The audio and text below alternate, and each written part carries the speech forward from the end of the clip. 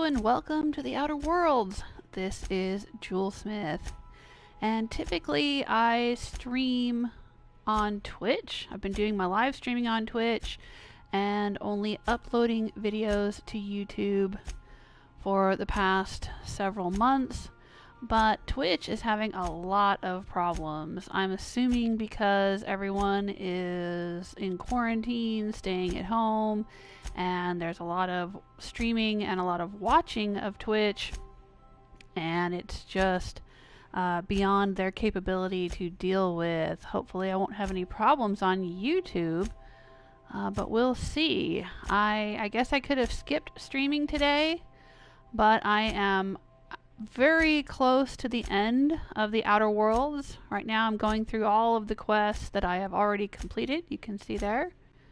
I have not botched any of them. And all I have left at this point is a main quest objective, Brave New World. So if you have not played Outer Worlds, if you have not been watching my streams on Twitch, if you don't want spoilers, this is probably not the stream for you. It says here, Phineas has been captured and brought to the prison planet of Tartarus, where the board intends to interrogate him. Now it's up to you to infiltrate the prison and rescue Phineas before the board can enact its plan to cull Halcyon's population. Alright, Phineas is the scientist who saved me at the very beginning of the game. When you begin the game, there's this scientist named Phineas Wells, and he pulls you out of suspended animation, out of hibernation, out of being frozen, somewhat similar to being frozen in a vault in Fallout 4. You are frozen in a colonist ship, and he wakes you up, and you can choose to help him throughout the game of the Outer Worlds.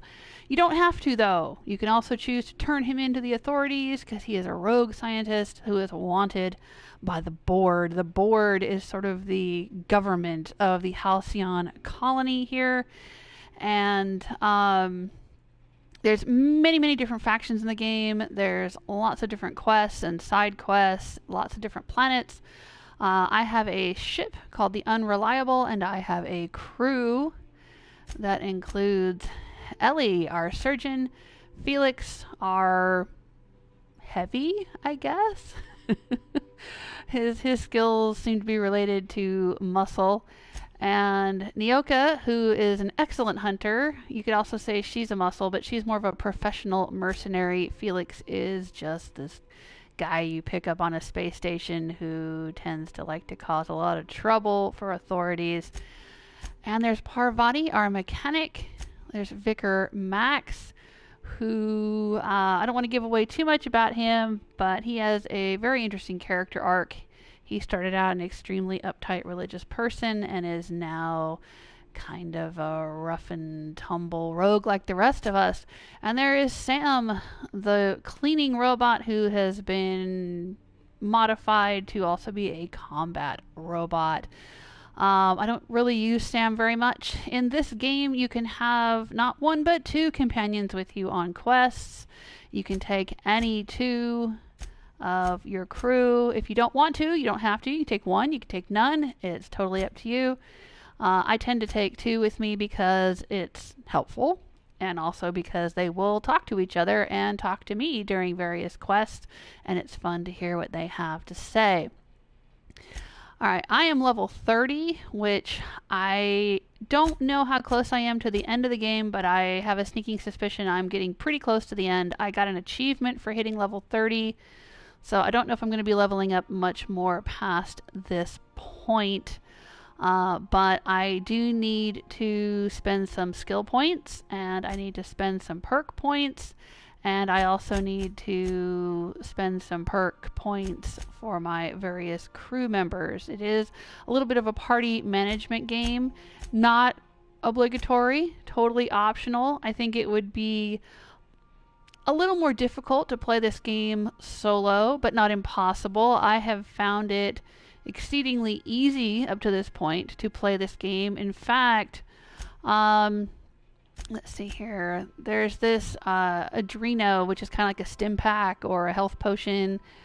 I think I've only had to use this twice in the entire game so far on purpose. I used it on accident a few times when my finger bumped the button, but it's really just not that difficult of a game at all. I'm playing on normal difficulty. If you're playing on a harder difficulty or survival difficulty, or if you're playing solo without the help of your companions, I could see how it would be much more challenging. But I've been doing just fine, just absolutely fine. You can see I've got 227 Adreno injections here. All right. So there's my character. I'll let you take a look at that. And I will check in with the chat room. Hello, Van Collert. Long time no see. How you doing? And Gentugo, how are you today? I'm over here on YouTube instead of Twitch because I couldn't connect to Twitch. For the past week, I've been having issues with Twitch, dropping my stream or losing stream quality, or just not being able to get onto Twitch at all. It's happened a few times, and it was happening again today. And I've been waiting all weekend to play this game. I don't stream normally on Saturdays, so I didn't stream. And yesterday, instead of playing this, every Sunday I'd been playing Cat Quest 2 with baby Jules, my youngest daughter, and we wanted to play that yesterday. But I have just been chomping at the bit to get back to Outer Worlds and finish up this game and break Phineas out of prison. So I didn't want to just not play today and wait for Twitch to straighten out its problems. So I said, you know what? I'll just switch back to YouTube and hopefully that will work. So far, so good. Knock on wood. I hope we don't lose the stream in mid quest. That would be bad. But let me hop over to Twitter also and send out a notice so people know I'm streaming here on YouTube today. Because I had started doing all of my live streaming on Twitch and then just uploading edited videos to YouTube, but today is a special case. All right, so those are my attributes. Let's prepare for what could be a final battle. I don't know how many quests there are in this game. I don't know how long it goes on.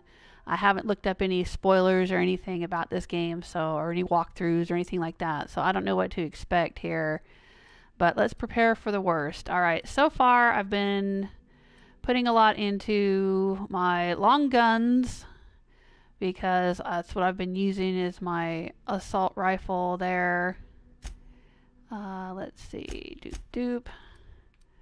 My beautiful, lovely Deadeye assault rifle 2 that I love very much. I love being a stealth sniper. I was a stealth sniper in Fallout New Vegas. I was a stealth sniper in my first playthrough of Fallout 4. And I am usually an archery rogue, a nightingale in Skyrim. So there you go. Alright, so long guns and persuasion. I like being a charisma build. That's also something I do in a lot of playthroughs. Got a lot of persuasion and stealth. In this particular game, in Outer Worlds, I've also put a lot of points into leadership because that affects the health and damage that your party can do. So, I may put some more into that so that they're better prepared. A little bit better prepared for the battle to come. I don't think there's really anything I can do. This is more about blocking and dodging if you're going to do melee, and I don't do melee. I try to avoid melee as possible, as much as possible. You can see I haven't put much into melee. Sneaking, maybe? I don't know how sneaky I'm going to need to be if we go into this place. Sneak attack damage, though, might be kind of nice. Oh, decisions. I'm trying to prep my party for what could be a major assault on a prison planet. So I'm trying to choose things that are going to help us do that. So sneak might be helpful.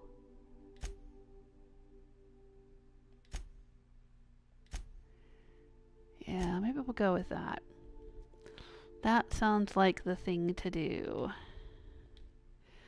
Alright, and I can also have to figure out what perks I'm going to give everyone. Hey, hi Stella and Sulfur, good to see you.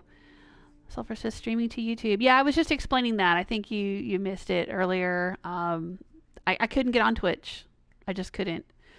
You know, you've been watching me over there on Twitch, and I keep having problems with the stream quality dropping and having technical difficulties. Well, today I couldn't even get on at all. I tried several times. That's why I'm getting started a little bit late. I tried several times to connect to Twitch, and it just wouldn't connect.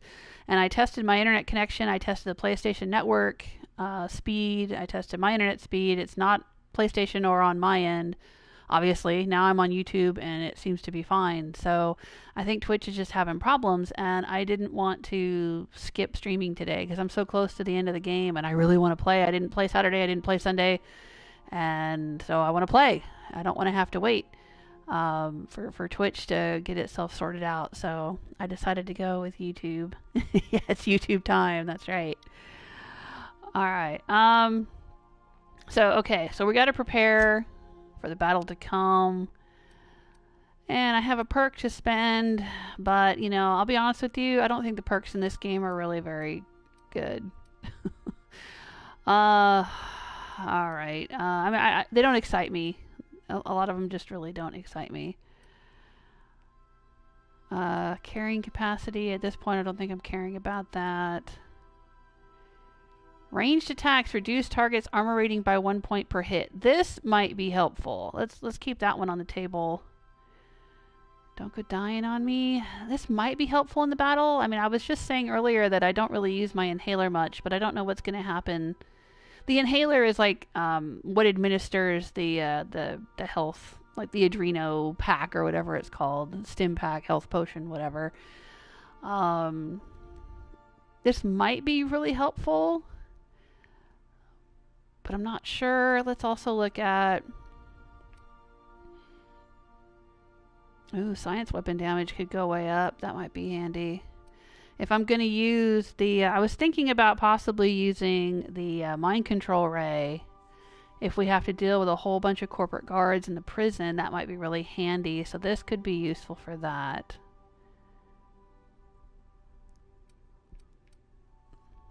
Alright, let's see what else we have here that we can use.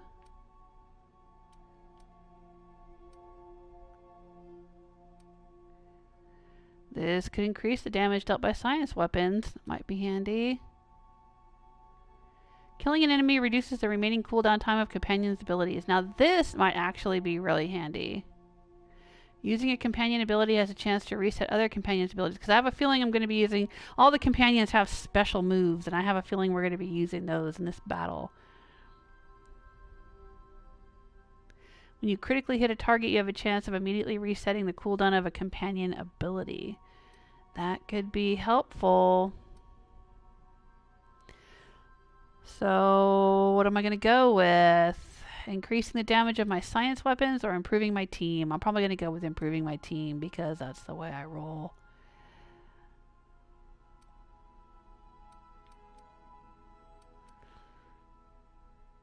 Yeah.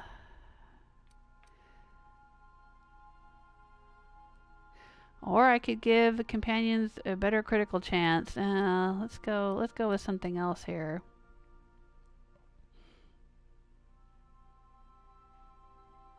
Yeah, let's go with this. I think I like this one. Rolling Thunder.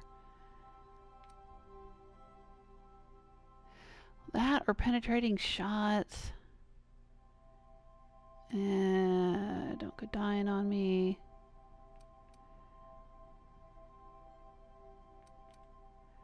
Yeah, I think I'm leaning toward either the Don't Go Dying on Me or the Rolling Thunder. Those are both good for my companions.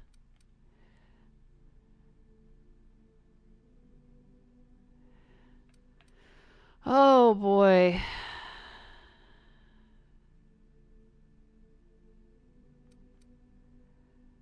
Yeah, let's go with Don't Go Dying on Me. I care about my friends. I'm gonna do it.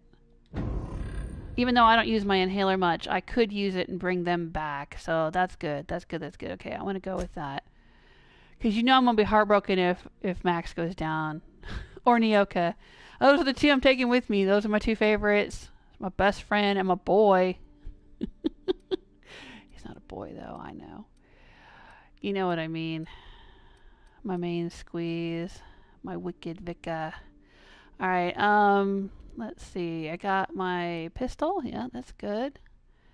I got Finn's Force. Now, we got this from Phineas, and I haven't used it yet. I might unequip it just to think about giving it to one of my other... These are my two favorite weapons right here. What's the condition of everything?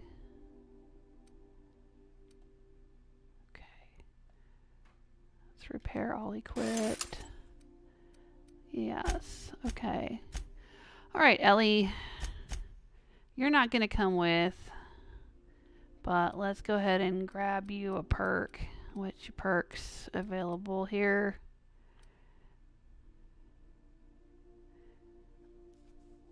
Let's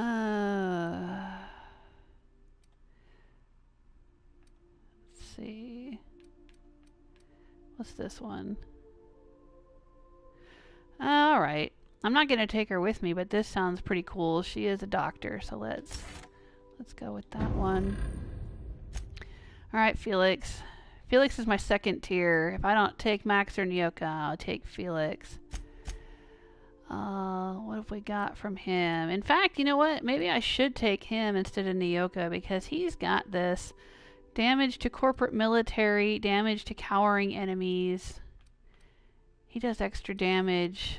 And if we have to deal with a bunch of corporate guards, I don't know if we're going to have to deal with robot guards or corporate guards. So it could be worth taking Felix with me to deal with the corporate guards. Because he doesn't like authority.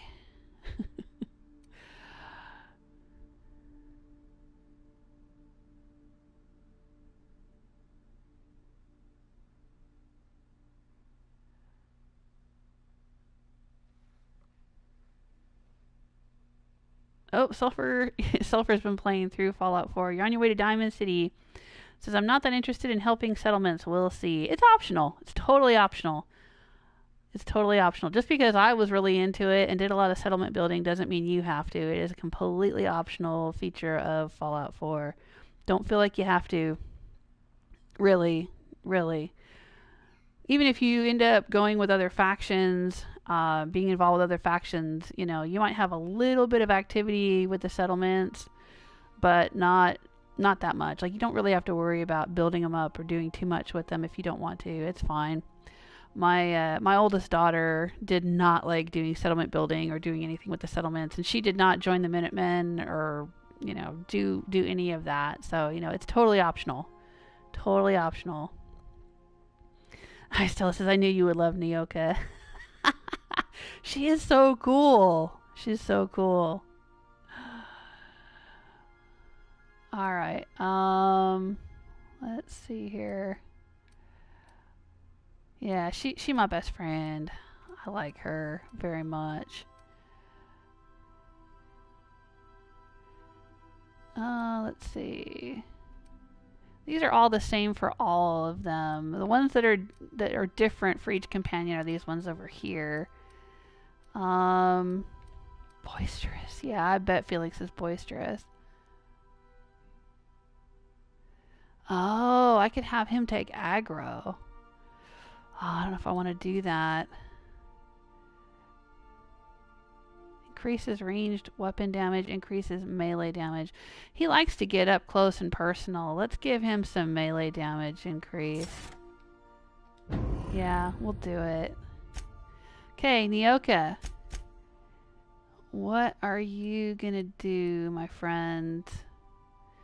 She increases my ability to lie. Alright, I don't know about that. Ranged weapon damage Yeah, let's give her that. Why not? Okay, Parvati is not going to come with us on this. I like to leave her on the ship. She's too sweet for this world. I don't want to put her in harm's way. Let's see.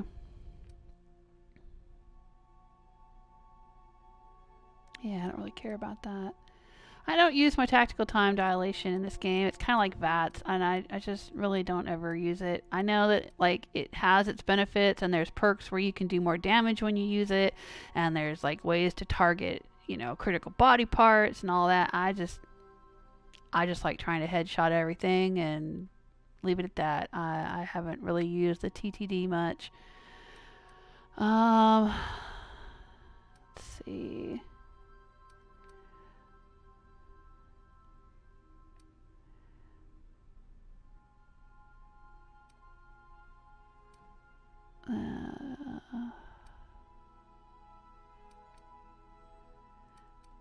Well, she has been practicing with Nyoka, so maybe she'll do that one. There we go. Alright, Max. What are we going to do with you? Okay. Bonus damage with science weapons. Maybe I'll go with that. That's kind of interesting. I like the idea that it's called Mad Max. I think I just love that in general. On principle, I'll just go with that. And Sam, does Sam have, oh, he does have some perks. Okay. Increase your intimidate skill when Sam is in the party. Well, yeah, wouldn't you be intimidated if there was a great big robot like that standing over somebody's shoulder, staring down at you? Let's see.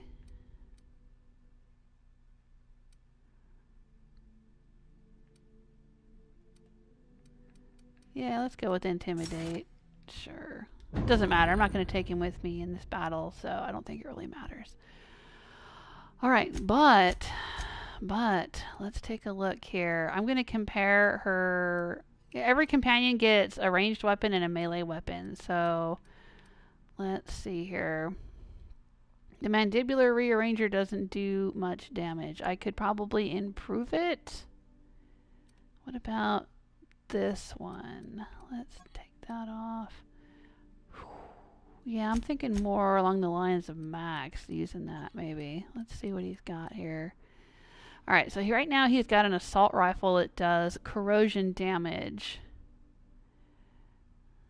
But we found this Finn's Force weapon that does N-ray damage, and I don't really understand what the N-ray damage is. I think that it has like a lengthy duration, because like people have shot N-rays at me, and it seems to kind of, it's almost like burning damage. They continue to do damage even after they've shot at me. And I think that the N-ray damage also will radiate out and hit other people. So it might actually be worth giving him this, even though it doesn't do as much damage as the Assault Rifle Ultra. Alright, let's go to the workbench and work on some of these weapons and see what we can do with them. Tinkering levels them up. So what can we do with this one?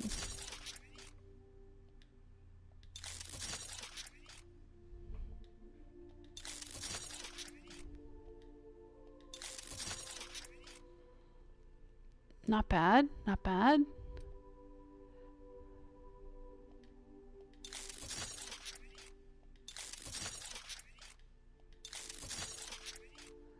I don't know if it's really worth. I have never even tried this one out. Never even used it.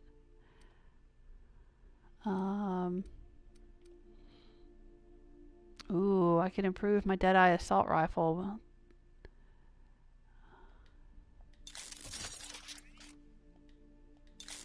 Let's do that. And let's see. That's the one Max is using right now.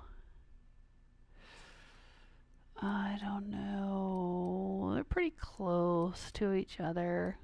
Maybe I'll swap it out. And he's got this security blade thing. 421. Yeah, that's pretty hot. That's pretty hot. Ooh, 487. That's one-handed. Nah, he can stick with that.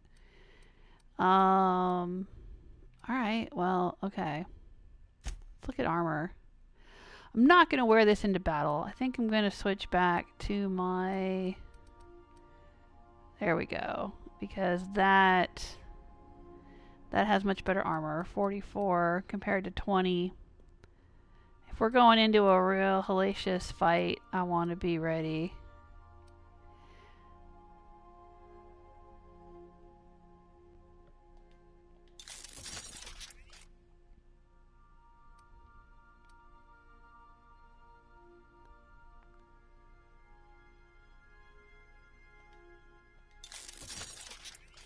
Alright, let's see. Yeah, it's kind of expensive to level up her stuff.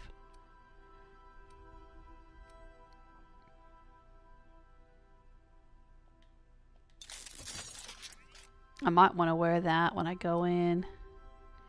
Guns blazing. Yeah, I think I will. Wear my eye patch. Be a pirate. Alright. Let's do it. Alright, here's my cool silver armor. Alright, I had found this outfit that I kind of liked. It's got better armor on it. Oh, yeah, it does.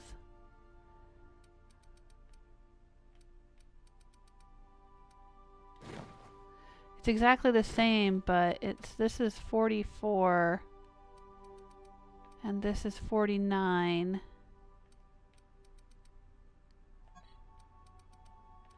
I'm just gonna have to put some mods on it.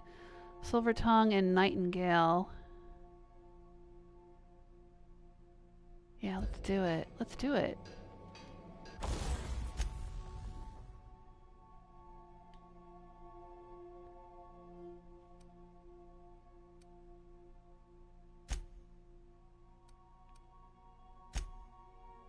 There it is, Silver Tongue.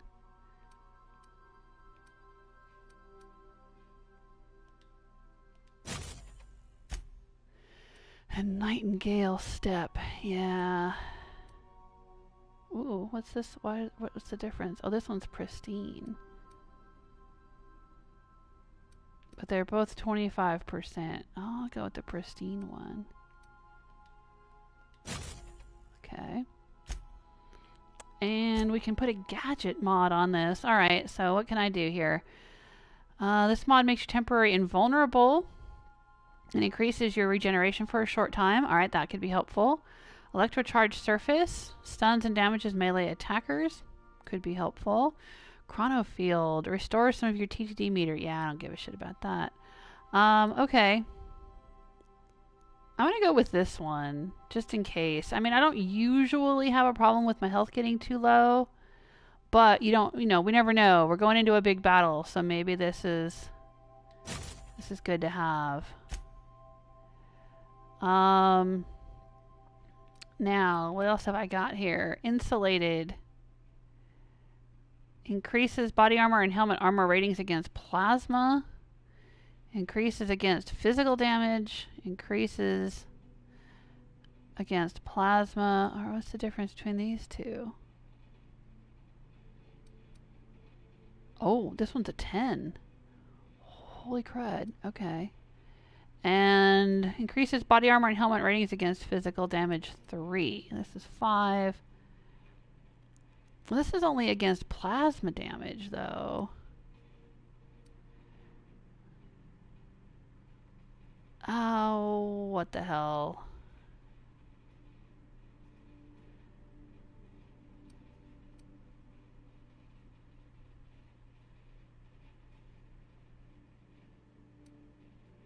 Physical damage, that would be like bullets, right? I don't know. Decisions. This one's pretty sweet. Let's go with it. Smoke him if you got him. What the heck? Alright, so... That looks nice. Looking good.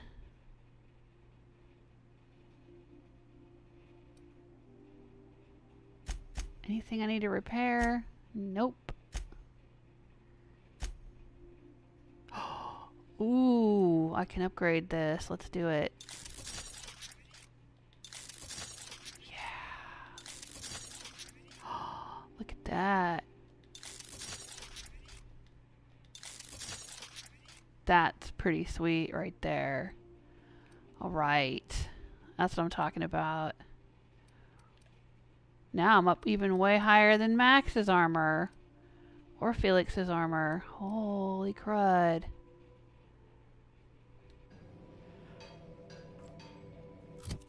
Alright, now we gotta put on our cool eye patch. Hey, look at there.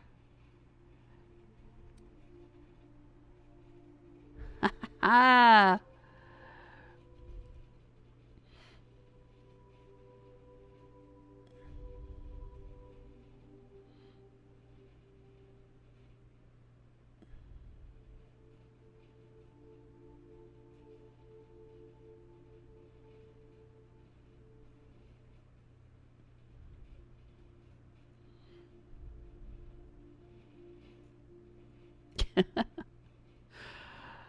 Well, they're chatting about Fallout 4 in the chat room.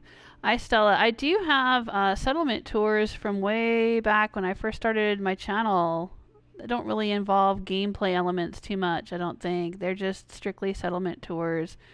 But that was also back when I was, didn't really have a lot to work with in the workshop, didn't have any creation club stuff, and hadn't really been building for very long.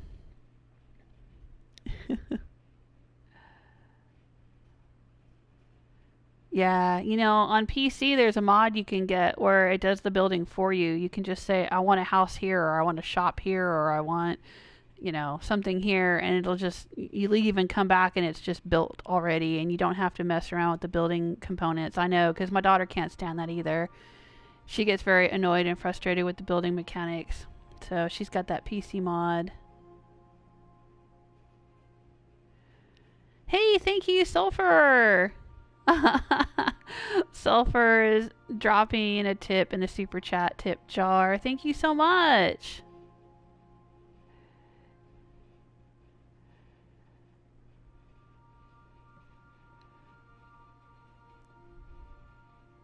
All right.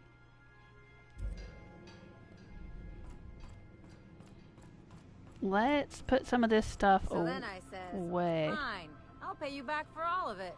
With interest. Nice one. You must have had them quaking in their heels.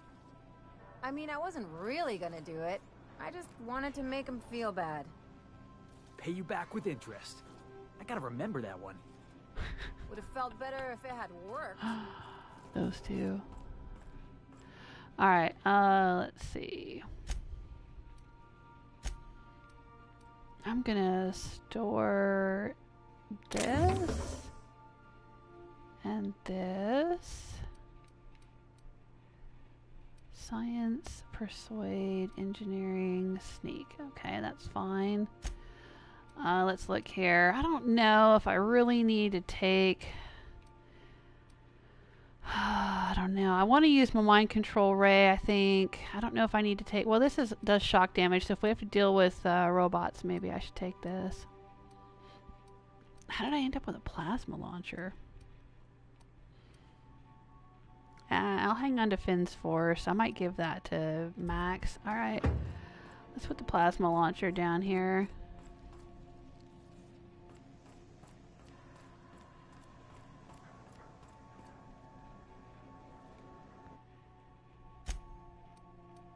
There we go. Okay. Right. I'm thinking about... Where's Max? I'm thinking about swapping him out for the Finn's Force gun. Yeah, let's do it. What the hell? It's pretty close in damage per second, but I think that this N-ray thing does some kind of super weird extra damage to like a area of effect or something, or extended damage over time or something like that. I think. I'm not sure. But let's go with it. Let's go with it. We'll give it to him. Yeah, I'll give it to him, alright.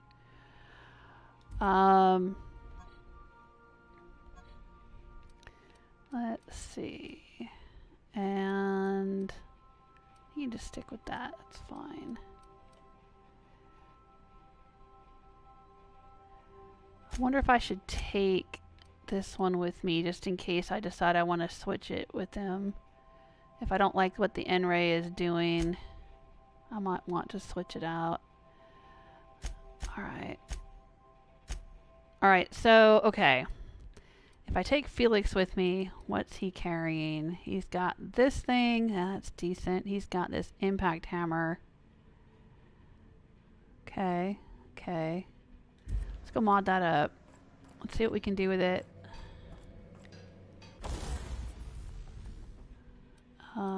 Here we are. This is Felix.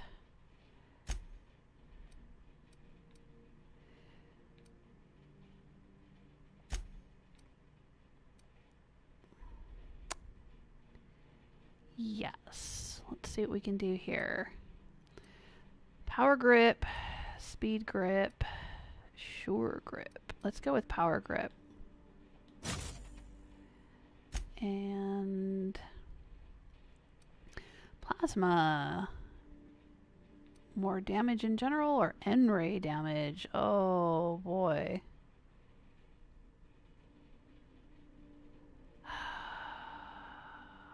I don't know. I wish I knew more about these N-rays. I'm just gonna go with Mr. Ouch.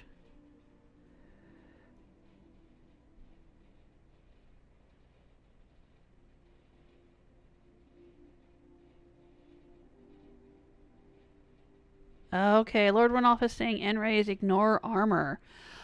That's interesting. Okay. So is it worth putting it on this hammer? Or just going with Mr. Ouch?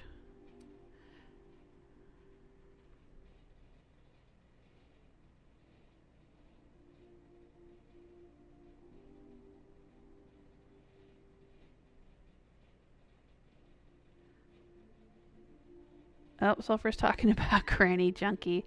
Mama Murphy? Yeah, don't put too much stock in that.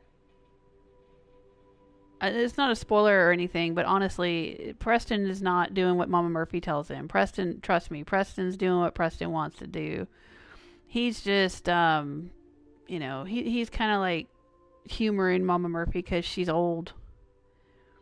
And he cares about people. Preston is a people person. He cares about the Commonwealth and the people in it.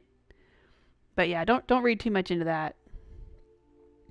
Don't read too much into it. Honestly, once you get past the point of like meeting Mama Murphy, you can just ignore the rest of the game. She's irrelevant. When I played through my second playthrough with Rose, that I think is the one that you probably saw me playing, she didn't even go to Concord or even meet Mama Murphy or Preston until she was like level 70. So that tells you that, you know, it's not even important to worry about all that. She'll give a little bit of, Lord Ronalph saying she can give a little useful advice. Yeah, and it's not even that big a deal, honestly. I just completely ignored them when I was playing as Rose. So don't sweat it. Don't sweat it, Sulfur. Honestly, there's so many different options in Fallout 4. It's like Skyrim. There's just so many different ways to do things and so many different things going on that you don't have to worry about all of it. You don't have to worry about all the details. It's a role-playing game, so you just play it how you want to play it. Just have fun. Don't overthink it. Don't overthink it. All right. I think that's good enough.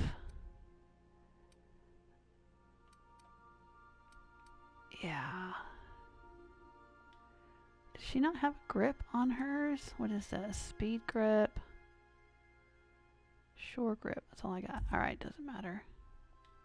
Well, I could put a speed grip on it. whatever. All right. Okay, I think I'm ready, and I think my team is ready. Oh, all right, let me get back into my... I want the mind control ray. And I'll go with thunder. These are my options. These are my backups. And so this will be if we run into robots. This will be if we run into groups of people. And this will be if I'm doing stealth sniping. And this will be if we run into any monsters. I think they don't like... creatures don't like plasma. Alright, I think I'm good. I've got a pretty low weight. Not carrying too much. I could probably stand to get rid of some of these mods, honestly.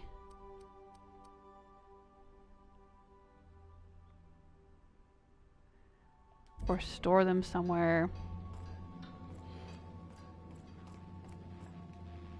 Let's go up to the mess hall. And maybe unload. Do I have any food in my inventory I need to unload? That's another thing I haven't used in this game at all. Is the food items. Let's see.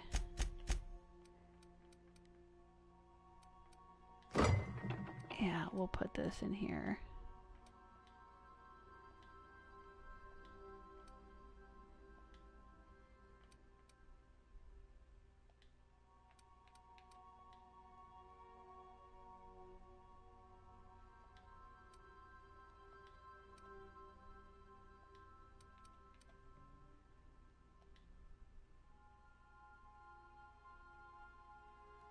Oh, that's a case of cigars. Those don't need to go in the fridge.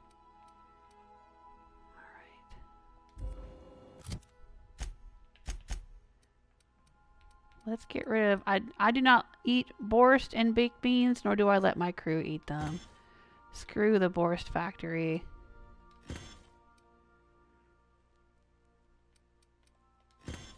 And we don't use the cigarettes. I just sell them. I guess I could go drop them all in Felix's room, but I don't think there's actually a drop ability in this game. I don't think you can actually drop things in the world. But I saw him up there smoking with Ellie, so I guess he would smoke all the stuff that we find.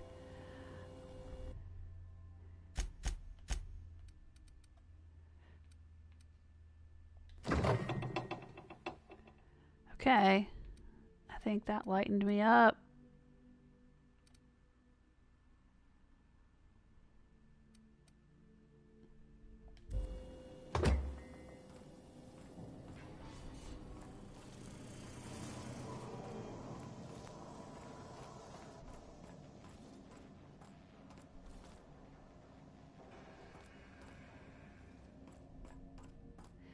There's Phineas's lab.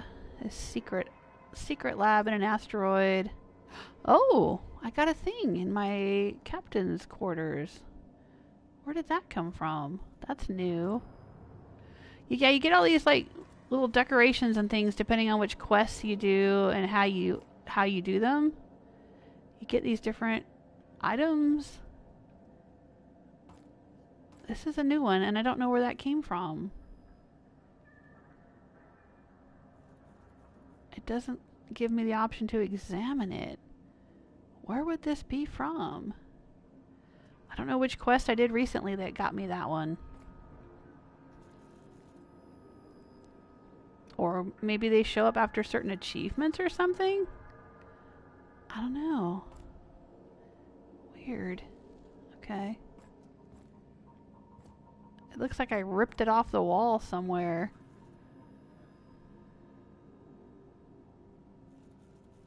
It's pretty fancy. I've shut off the visual feed from my ocular inputs in the captain's quarters, so you're free to disrobe whenever you'd like. Thanks, Ada.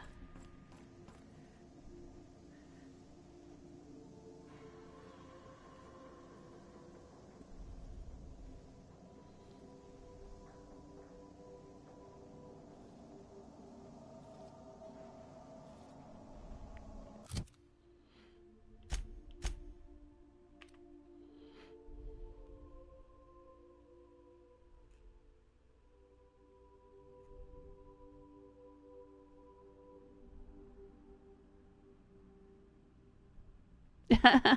So you met the Brotherhood of Steel, and you're like, nah. Good for you, Sulfur. I didn't like them because after playing Fallout New Vegas, I didn't like them. I didn't like them in Fallout New Vegas. I didn't like the things I found out about them. So when I ran into them again in Fallout 4, I was like, nah, fuck you. I don't want anything to do with you. And I completely ignored them in my my first playthrough. Well, I did like the first quest with them when you first meet them. And then after that, I was like, nah, you can go to hell. Forget you. And I never went on, never did anything else down that path with that faction. So then when I played as Rose the second time, I ended up going and doing a whole bunch of stuff just to see what their quest line was all about and, all their different quests and side quests and locations and characters and all that stuff. But I did all that in my second playthrough. Yeah, you can just completely ignore them if you want to.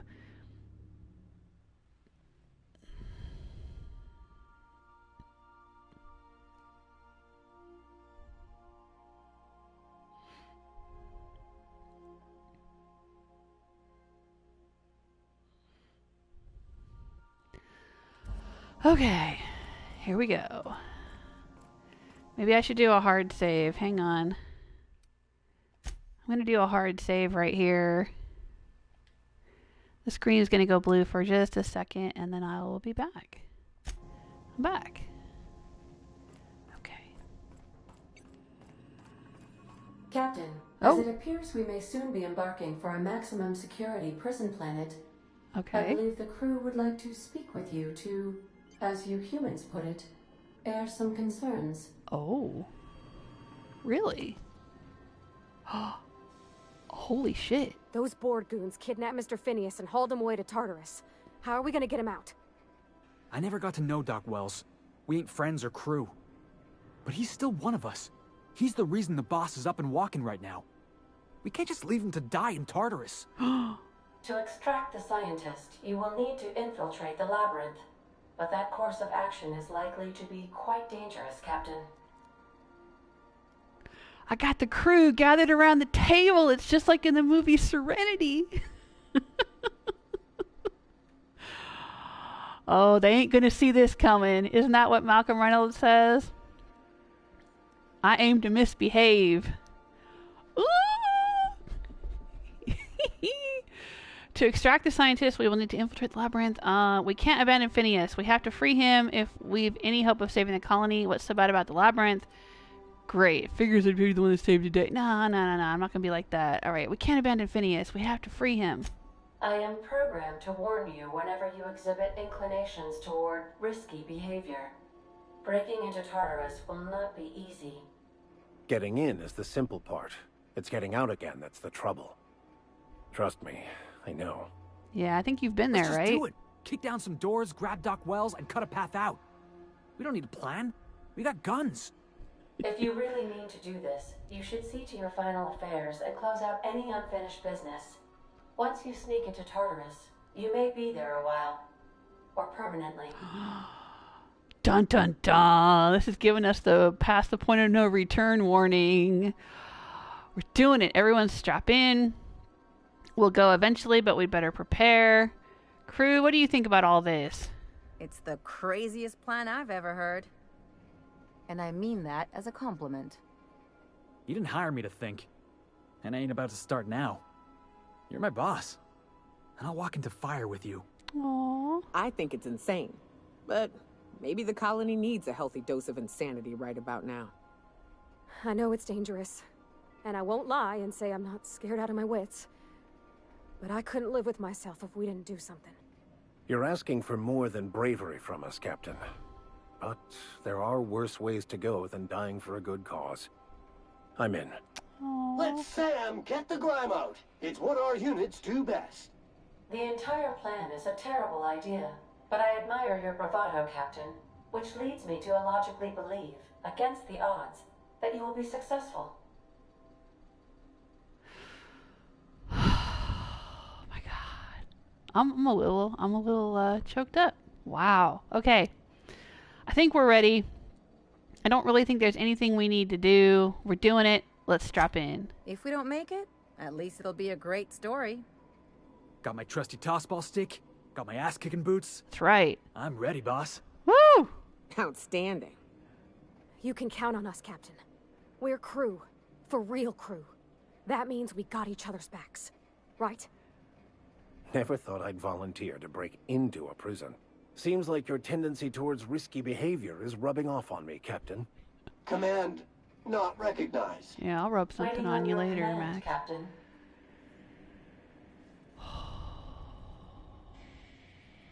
All right, so now what?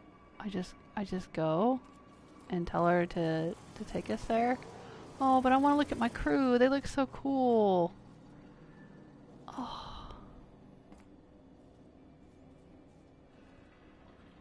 Oh, this is so awesome.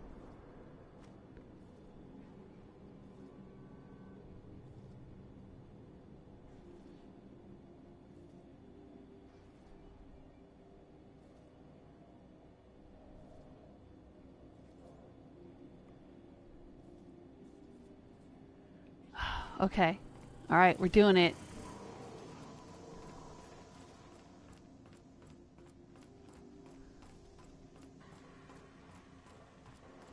I'm gonna hope that they have some vending machines that I can unload some of my junk instead of having to fly to another planet to do that before I go to Tartarus.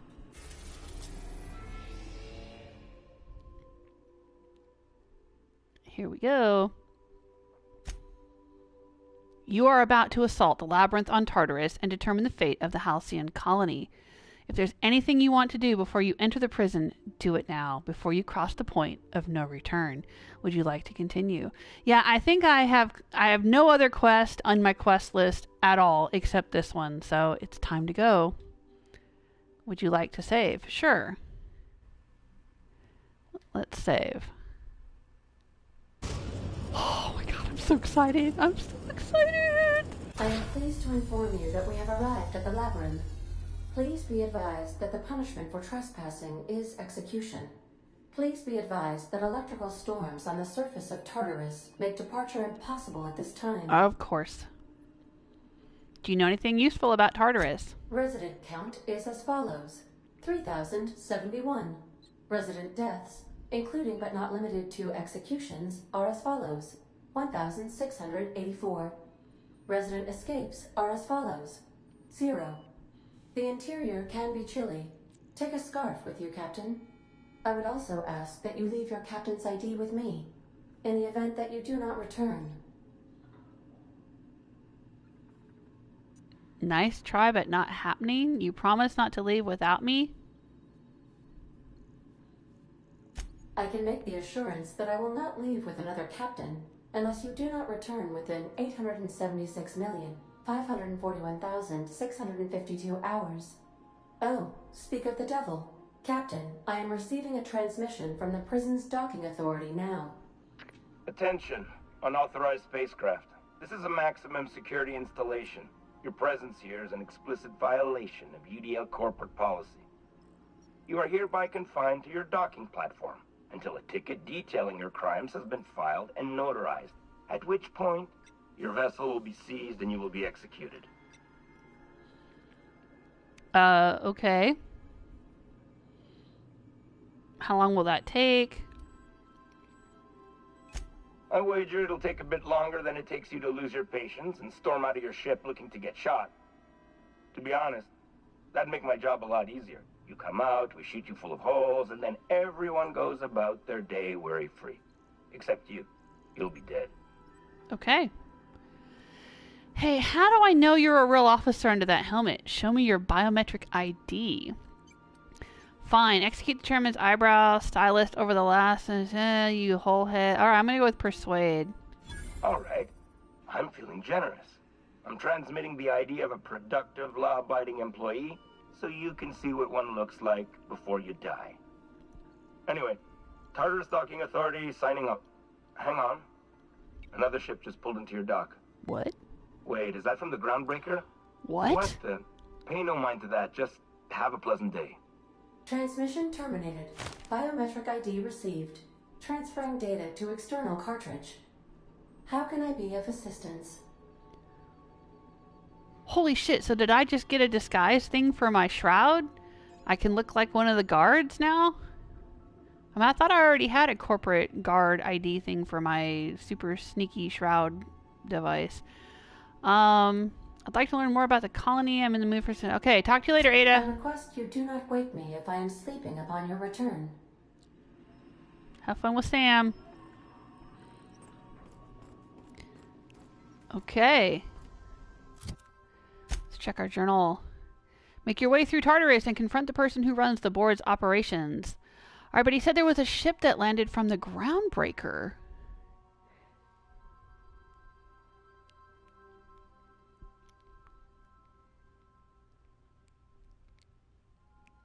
Yeah, that's right. Lord Runoff is quoting, if you can't do something smart, you might as well do something.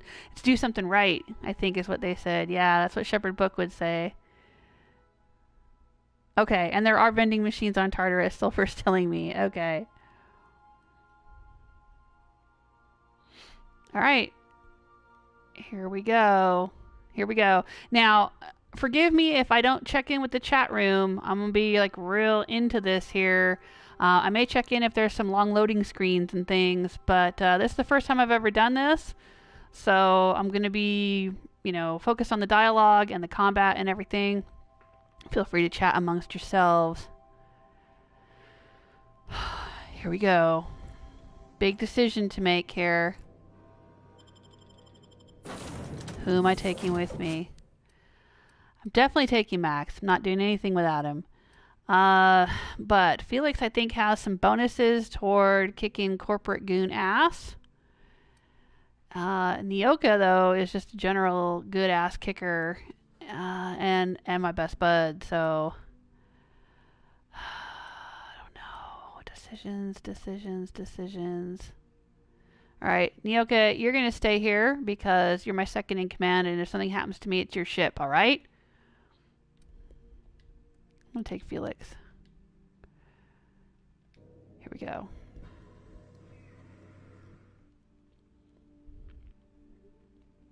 Oh man, I'm on the edge of my seat.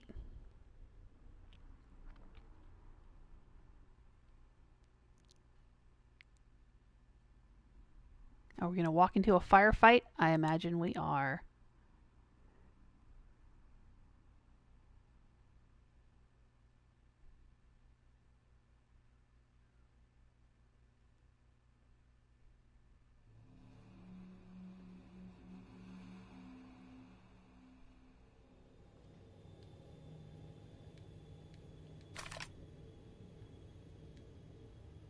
Quietly now.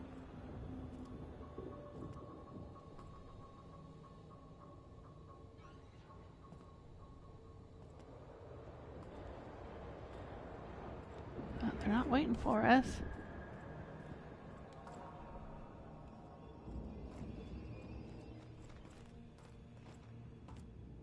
Interesting.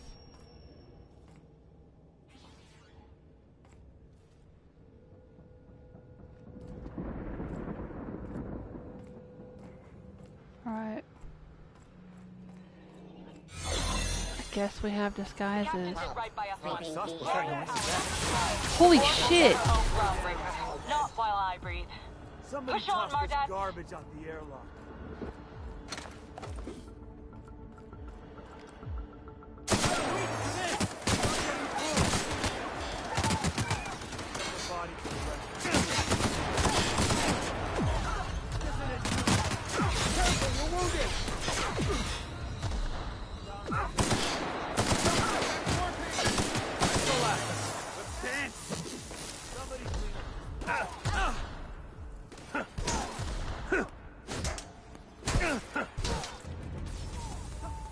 Max, why are you fighting the Mardettes?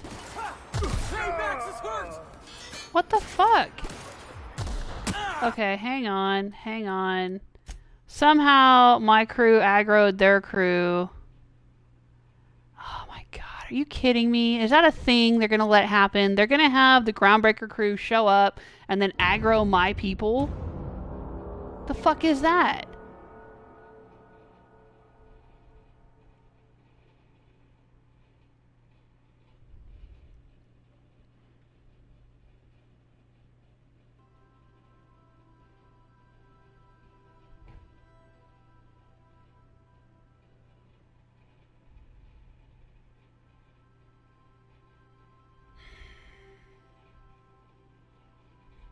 Alright, redo.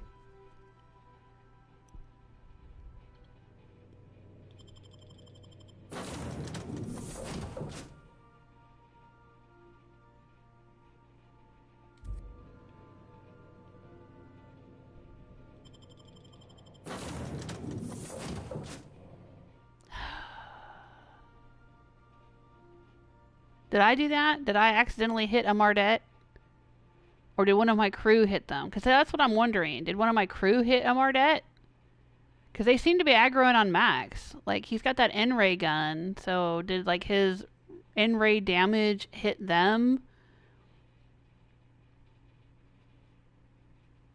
And they aggroed on him? God damn it.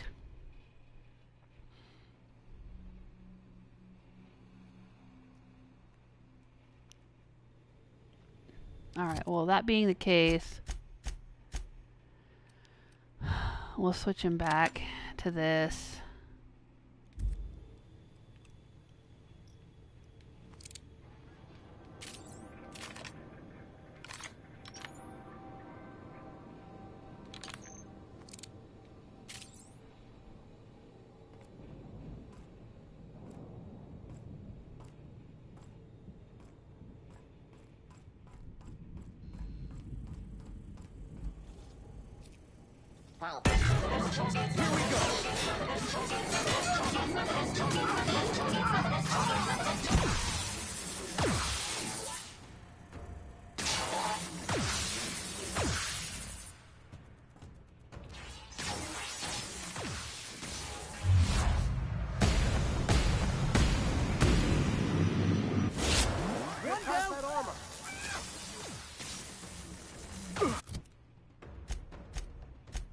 Felix, are you not set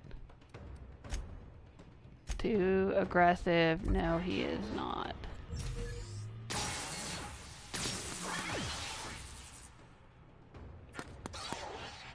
Oh, Max is in there shooting him. That's the last of them. Alright, good job. Are you set to aggressive or defensive, Max? Guess I should have checked that. He's set to aggressive. Alright.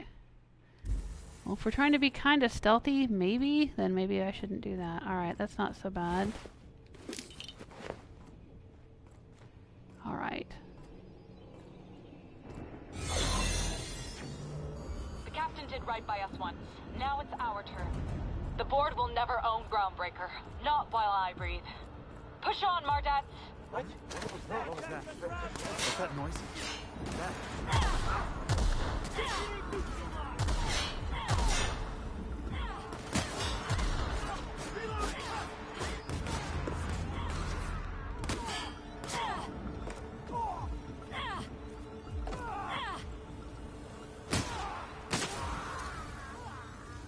I have your back, Captain.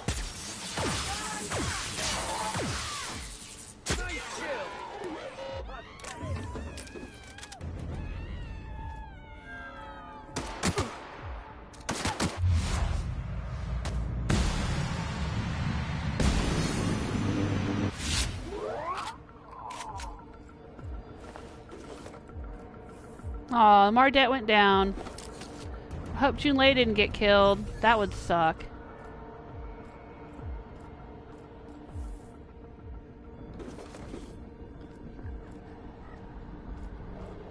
That would really suck for Parvati.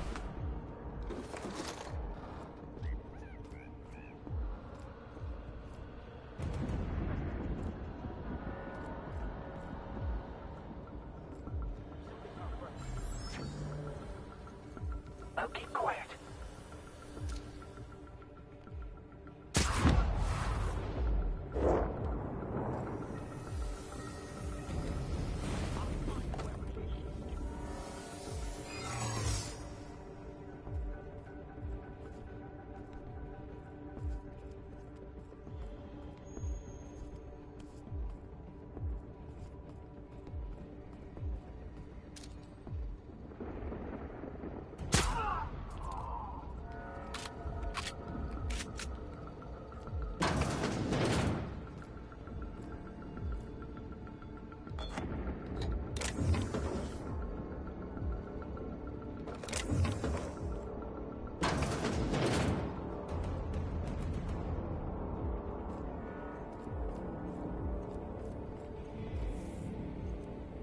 Oh no, Sanita. Was she the head of security on Groundbreaker?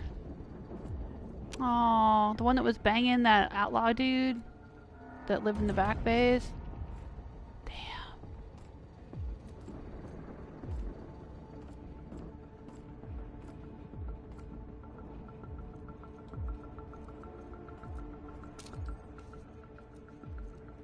Nice hit!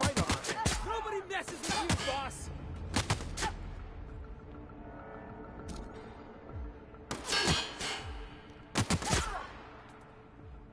That's the last of them.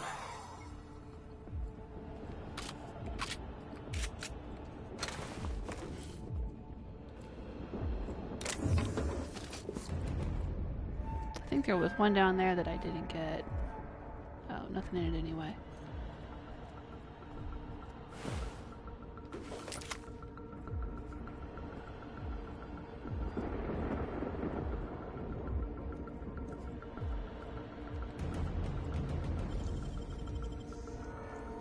Impressive as always. Thanks, Max.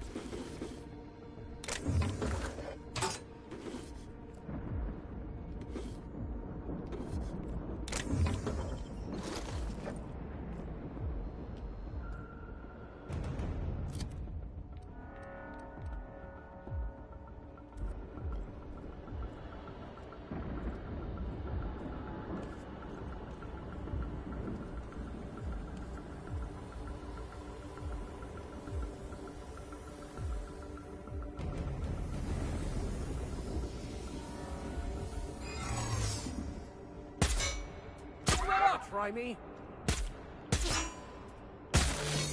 Yeah! Now that was fun! Alright, Felix. Alright, alright. Oh, there's somebody over there.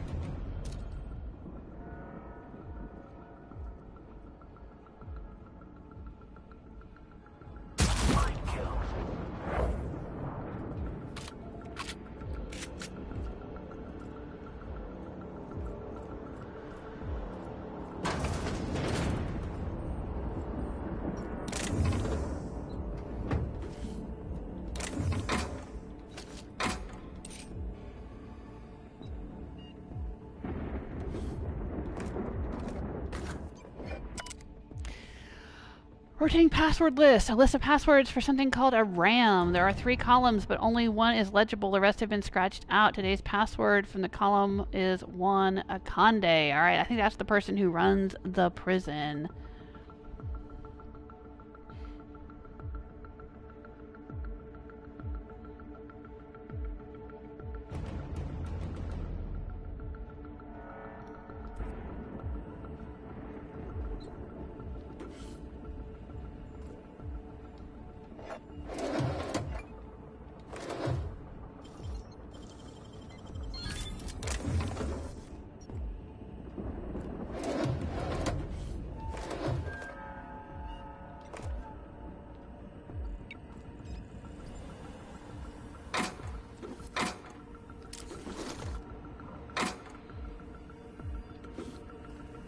Alright, well I think we've lost the help that we had from the Mardettes, so...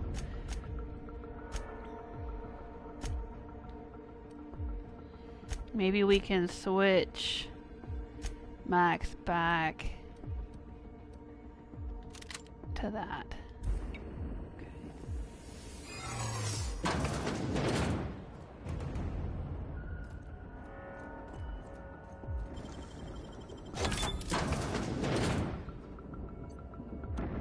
We need to get to an elevator. Oh. One-way trip, gentlemen.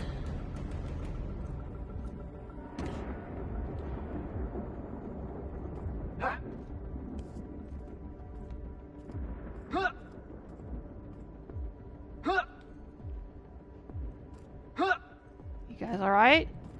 I guess not. Oh shit. They have a prison in the middle of an active volcano?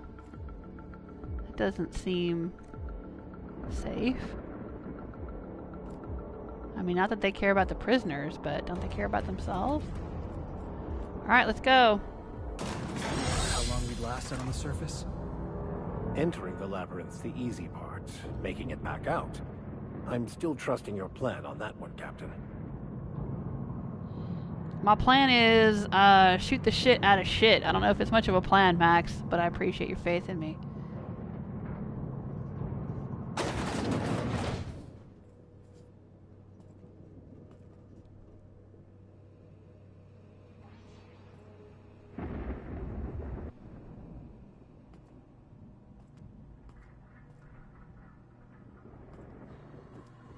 We gotta get to the pit access.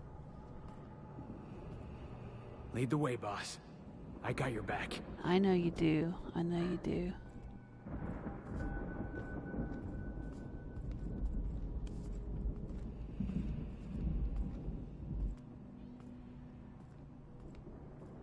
Oh, restricted. Okay.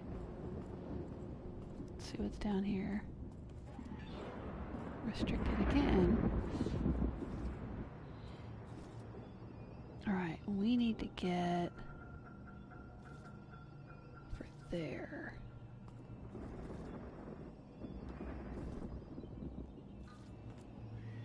We can shoot our way through, or we can walk straight ahead.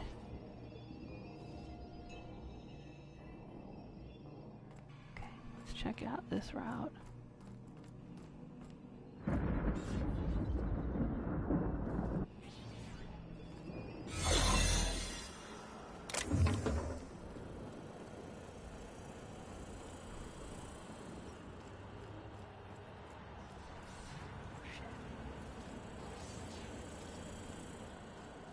Remember not to take breaks on company time. I guess we'll go this way.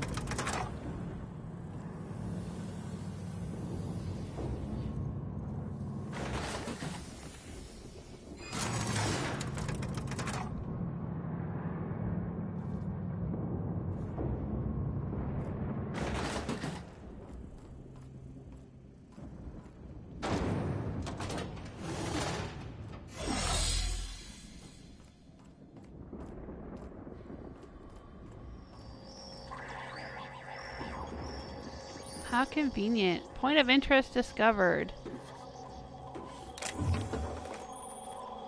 Vending machines. Ah, all the vending machines. And a workbench. Alright.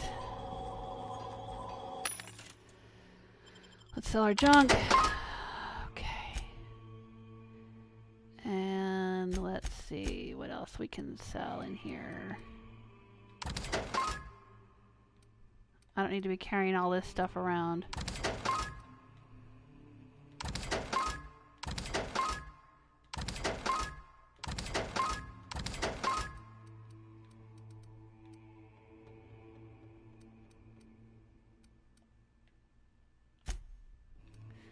Let's sell a few mods too. I think I've got more than I am gonna need for the end of the game here, which I think we're in the end game. So I probably don't need double-digit mods for some of these. All right.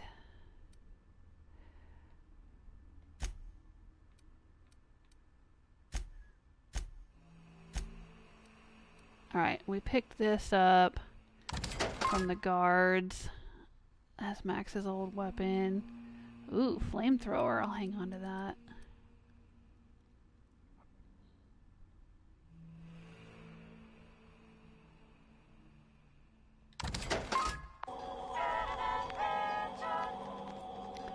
Alright.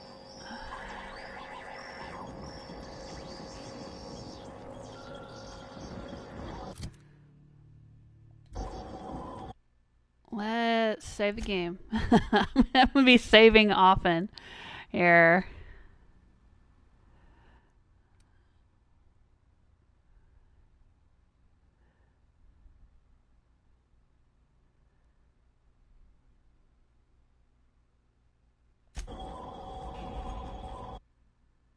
Alright. I don't think I gotta worry too much about ammo. Lord Ranulph. I don't know. Unless this is gonna be a lot more hellacious than I would expect, but I think I'm good on ammo.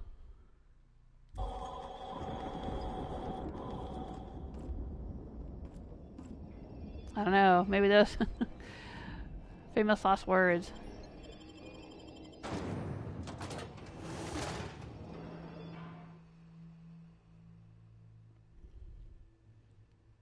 I think I'm more concerned about upgrading my weapons and armor, for which I need bits. But I did a lot of preparations before I went forward with this. I upgraded my armor and Max's and Felix's and upgraded our weapons and stuff and modded and tinkered and all of that sort of thing. So I think this is as good as it's going to get.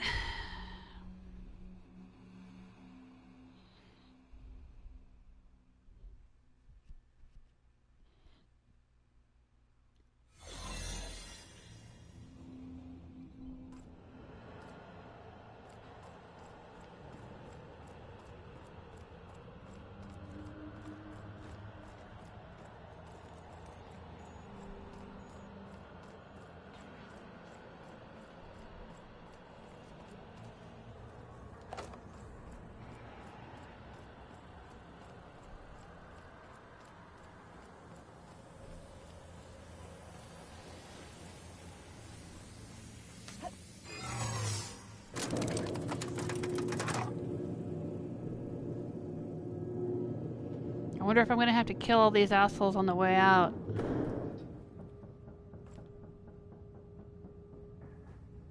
Alright, so where do I need to go now? Over here. Let's go, troops. Stellar Base counting on us. What? What's this? Holy shit. Are you new here? I didn't think we were hiring more staff. Zora Blackwood? She's an Iconoclast. Oh, no. Don't tell anyone, please. Whew. Thank you. The Iconoclast showed up to help me? Holy shit. That's awesome.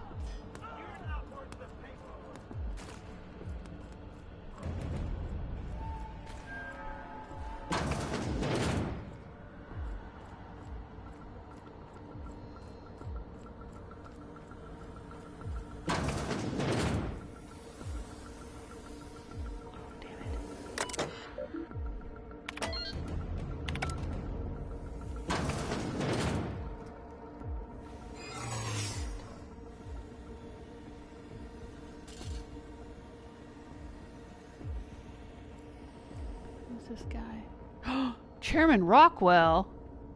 We found Chairman Rockwell. Well, look who it is.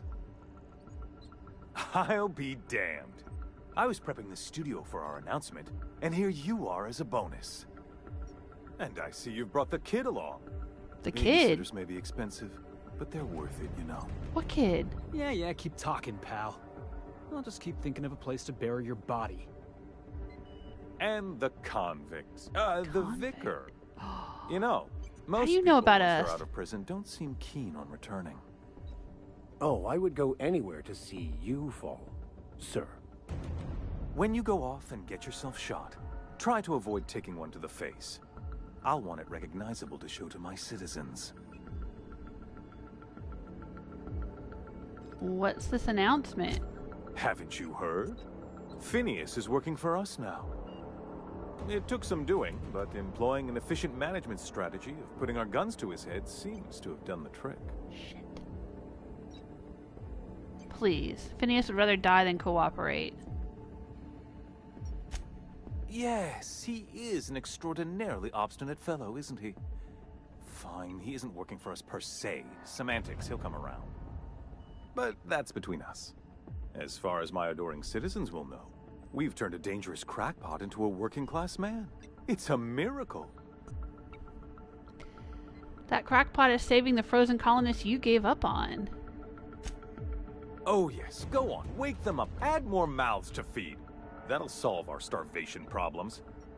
I don't know what half-baked plans that simpleton in a lab coat has been leading you through, but it's done. It's over. Let me ask you something, Captain. Have you at any point thought about not fucking up our entire society? No. Are you kidding me? We're out here trying to clean up your mess. Yeah, what he said. I'm making actual progress towards stabilization and recovery. You're just getting in the way.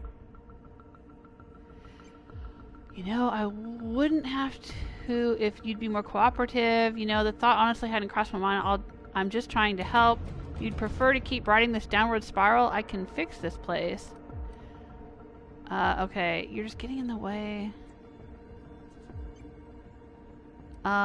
You'd prefer to keep riding this downward spiral? I can fix this place. If I and my people can ride it out in luxury and happiness, yes. Yes, I would. I don't know if you've noticed, Captain, but Halcyon's pretty much a lost cause. It's not, though. It's not, though. Like, here's the thing that I keep trying to say that the game doesn't give me a chance to say anywhere in the game. But when we were in Edgewater in the beginning of the game, and we had to settle the differences between the town and the deserters, there was a lady that had figured out how to grow healthier crops, and she could cure the plague by doing so. So if she has that knowledge, then we should be able to use that knowledge to improve Halcyon's chances. And, of course, if we unfreeze all the people on the Groundbreaker, or not the Groundbreaker, but the Hope, then maybe they could also help fix the problem. All right, I'm going to get your administration's cooperation one way or another. With your resources and some of the folks on the Hope, we could do a lot. It's just business, Rockwell. Then you need my help. This isn't going anywhere. I have rescuing to do. Don't be here when I get back. I'm going to get your... With the resources and... Okay, all right, I'm going to try persuasion. I'll admit, there's no shortage of talent in the scientists and engineers there. Look, I'm not an unreasonable man. You're an asshole. If you manage to storm the castle, as it were, and make it out of here with Phineas alive... I can't exactly afford more havoc than you've already caused. Fine. If you survive, you'll need someone to sell the rest of the board on your plan. Are you out of your mind? Rockwell's the biggest monster in Halcyon. You got any idea how many lives he's destroyed? How many people he's hurt? Oh, I know, I know. I've had enough. You even think about cooperating with this animal? And you and I are finished. What? Whoa, whoa, whoa, whoa, whoa, whoa, whoa. Your loyalty is worth more than Rockwell's subservience. I didn't realize that was what was going on. Hey, I'm not trying to, like... I didn't want to get Rockwell to cooperate. I just want him to fucking get out of my way. Okay? You're damn right it is. Yeah, Felix, it's okay. I'm sorry. Call me You're gonna Jet. place more faith on this brat than the chairman of the fucking colony. Yeah, I am, There's no hope for actually. you. Go get yourself killed. No, you know what? Fine hit, Captain!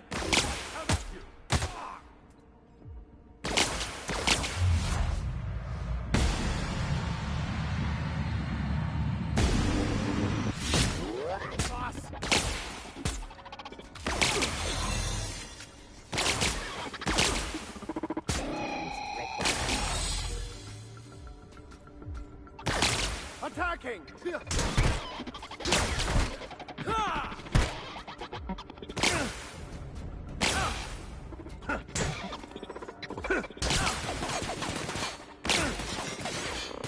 That's the last of them. Alright, I'm sorry, Felix. I didn't mean to upset you. That had been my plan all along. That had been my plan all along. I didn't know what I was saying. That dialogue option didn't make sense, apparently. At least not to me. I mean, I was planning to just be like, okay, look, dude, you know, you're gonna have to do what we want you to do, and that's just tough shit. And then I was gonna shoot him. This is my plan the whole time. Felix, don't be like that. Come look at him. He won't even look at me. Come on. Oh my god.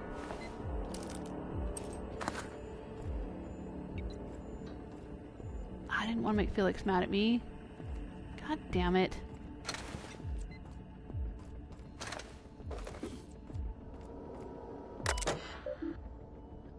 As a reminder to Labyrinth employees, access to secure data is a fireable offense. Whatever. Cameras.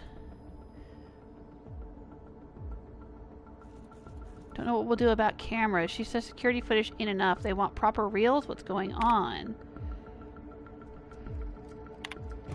She's bringing in a VIP for internment. Security's ramping up. Sorry for the inconvenience. Recording an announcement. Hush, hush. Okay.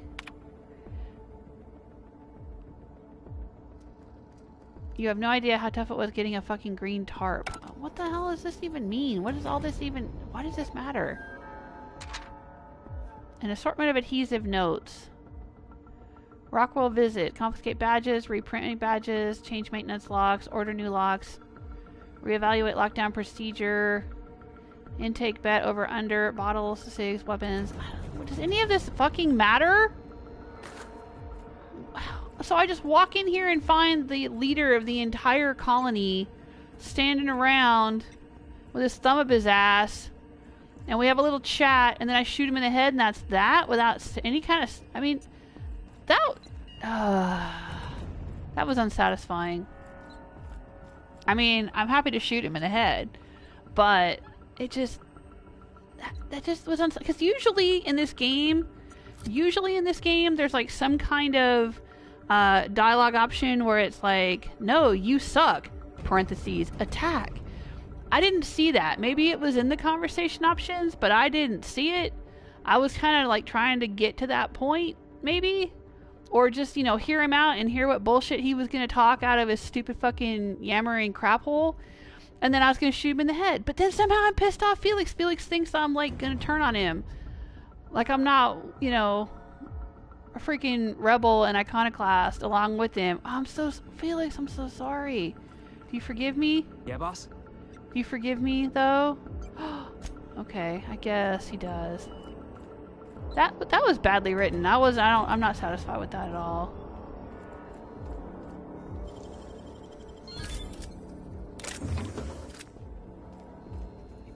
Poorly written. I wasn't feeling that conversation. Alright. Here we go. Now where do I need to go? Over there. Pit exit. Your execution brought to you by UDL. What the hell? Are they still fighting out here?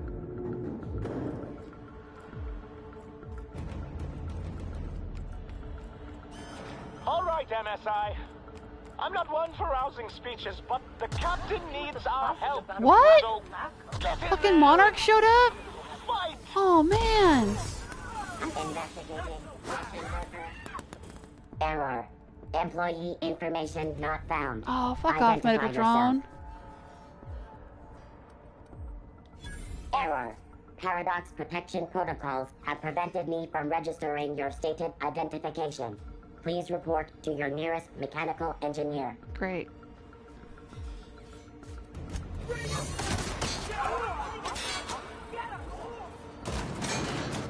You, ain't feeling jittery, are you? 'Cause I'm not. We're good, Felix. We're good. My life has been leading up to this point. I believe I am ready for this. All right. Captain, you have an uncanny talent for complicating my life. Oh, damn it, it's Phineas. You've disrupted the balance of power. You've upset the natural order of things. Ain't nothing natural about it, You've bitch. introduced uncertainty, and there is nothing I despise more than uncertainty. Well, maybe you should talk to Max about that. He had a hard time with uncertainty, and then he went out and did some drugs with a hermit on Scylla, and now he's cool. Now he's cool with chaos, all right? Maybe you should do that. It's over, Sophia. Stand down. We're liberating Halcyon. There's not a damn thing you can do to stop us. You sure love talking. Do they pay you by the word? It's over, Sophia. Stand down. I'm afraid I can't do that. You have a flair for subtlety.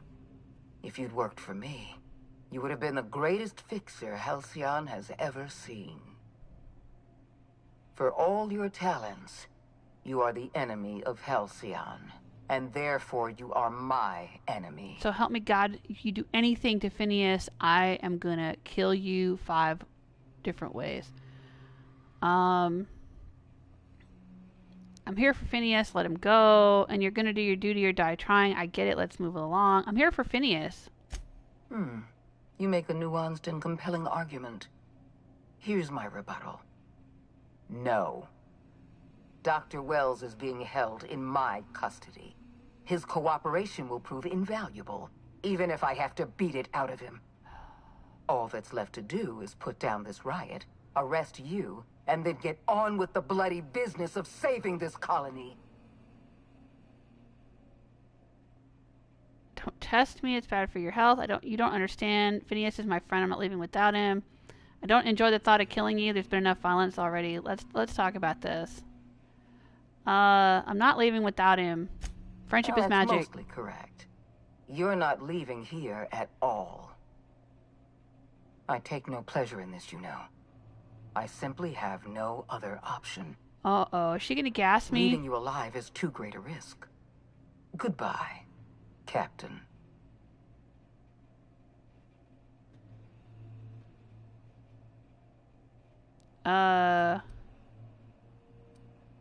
I'm gonna rescue Phineas, and I'm gonna go through you if I have to. I had a feeling you'd say that. This prison is equipped with an automechanical warden. I've had it programmed to eliminate you on sight and rinse your remains down a drain. Okay. And don't worry. I will inform Dr. Wells that you died heroically, or something. Oh, shit. Alright, so where is it? Okay, whoa, I gotta take a breather for a second. Oh, man. Alright. Whoosh. Whoosh. Oh, okay.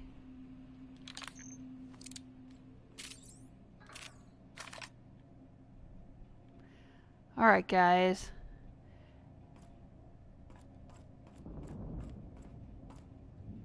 Oh.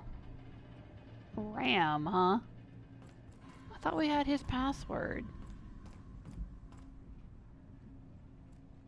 Okay, so is there a computer somewhere around here that we can put in the password? Do you guys see a computer in here, in this room?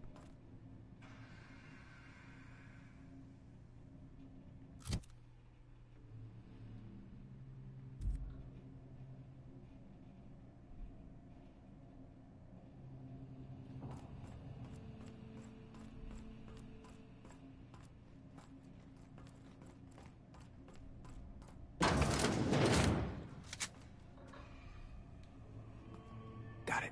Heads down.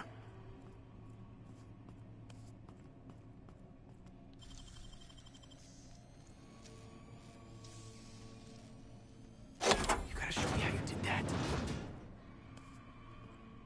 Ah, there it is.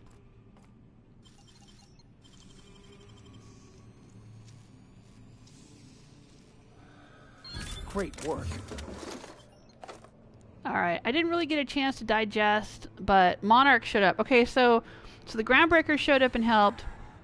Then, Sublight showed up and helped. No. The Iconoclasts showed up and helped. And then Monarch showed up and helped.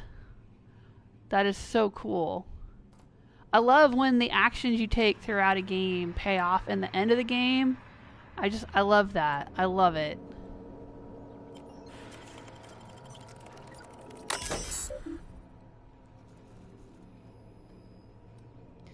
Alright, I can designate RAM as a hostile intruder. I can access RAM override menu. Let's access the override menu at Hack 100. And we gave Vicar Max credit. Well, he's not really a Vicar anymore. We give Max credit for letting me hack that at 100. I think he gives me some hacking bonuses because he is good at hacking. Okay.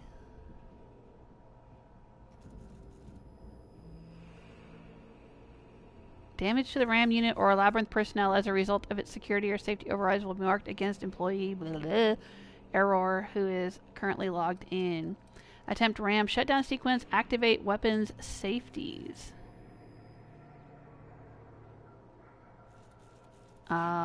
Which way should I go? Weapons safety just means his weapons won't work? I could shut him down.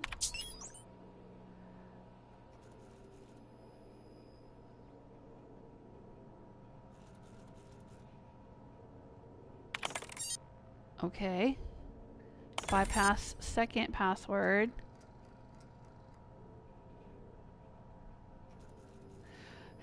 I got science 100. Load double C batteries into the RAM unit's quadruple Z battery charger. Should we do that? I don't even know exactly what that means. But let's do it. Critical malfunction. Oh, that just made him collapse.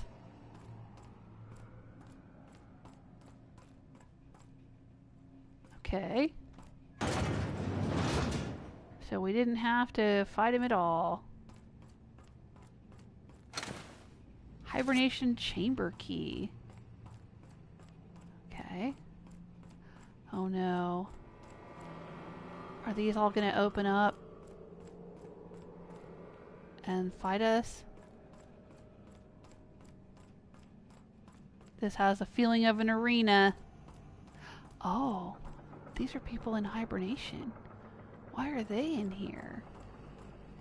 Are these prisoners?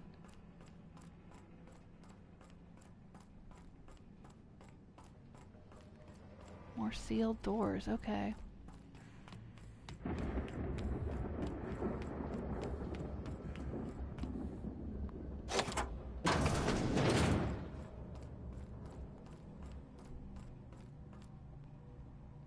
Oh, this doesn't look good.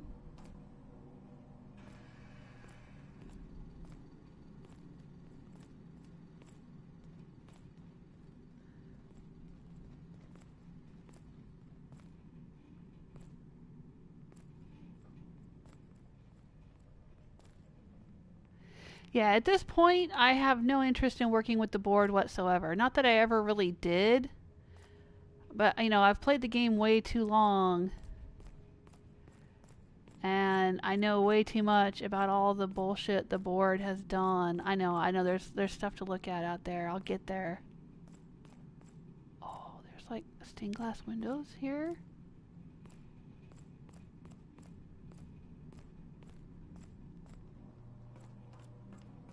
I don't know if I'm supposed to go this way. All right, let's explore what we found back here. But yeah, the board is screwed up. They're evil, selfish, manipulative pieces of shit, and I have no patience for them. Why won't you just die? All right.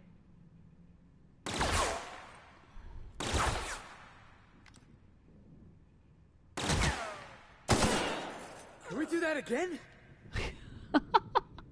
You like that, Felix? He didn't seem as excited when we shot the chairman. But then, I don't know, maybe I just missed it. I wasn't really paying attention.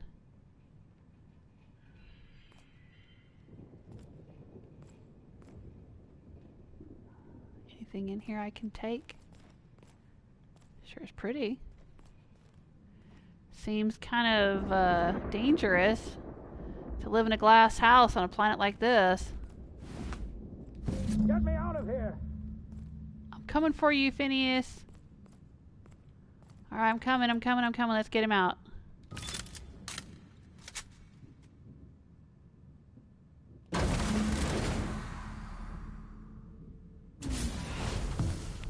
You don't know how glad I am to see you. You did the right thing. Akande was a monster. Her death was much deserved, and long overdue. And you lunatic, you broke into the board's own fortress just to rescue one doddering old man. You are absolutely out of your mind, and I can't begin to thank you enough. Are you all right? What did they do to you? I'm all right, thanks to you. Akande wanted my cooperation.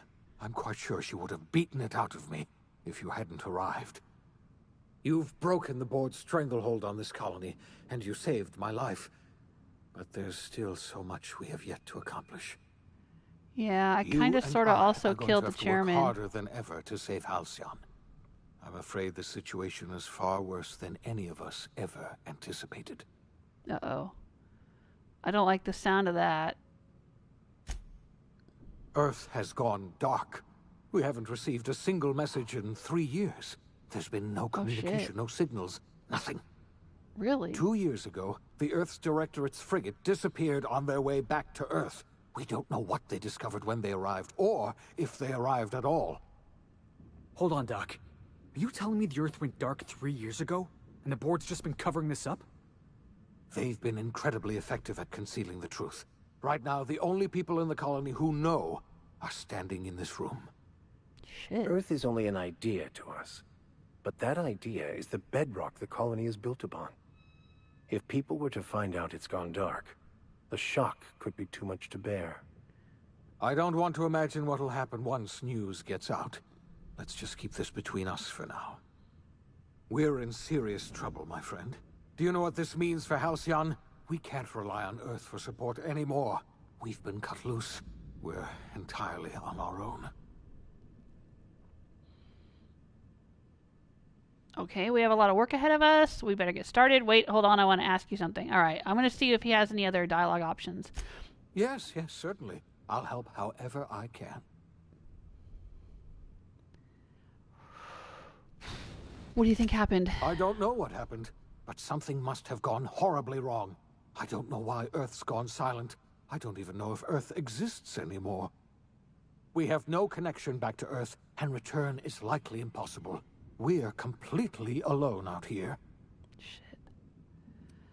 How do you know all this? I heard it from Akande herself. She tried to pressure me into joining her side, you see. Tried to make me realize that all hope is lost, and that we are alone. She was half right. We are alone, and we're going to have to fend for ourselves, because there's no telling what's happened to Earth. Okay, you mentioned a frigate disappearing? You might have heard of the Earth Directorate's frigate. Half the colony's entire military was on that ship. They were returning to Earth when they vanished without a trace. That was 2 years ago. We haven't heard a word from them since. Whatever happened to Earth likely happened to them. There haven't been any new messages from Earth. Yes, Akande mentioned as much. Earth hasn't sent us a single message in 3 years. No one knows why. Akande had kept the truth to herself, perhaps with good reason. Can you imagine what would have happened if word got out? We'd have utter pandemonium. There's something else. I know about the other colonists, Phineas. What? I do? What other colonists? I wasn't trying to hide the truth from you, but after all you've done, I owe you an explanation. Oh, the ones he tried to wake up, maybe? Yes, I experimented on the Hope's colonists.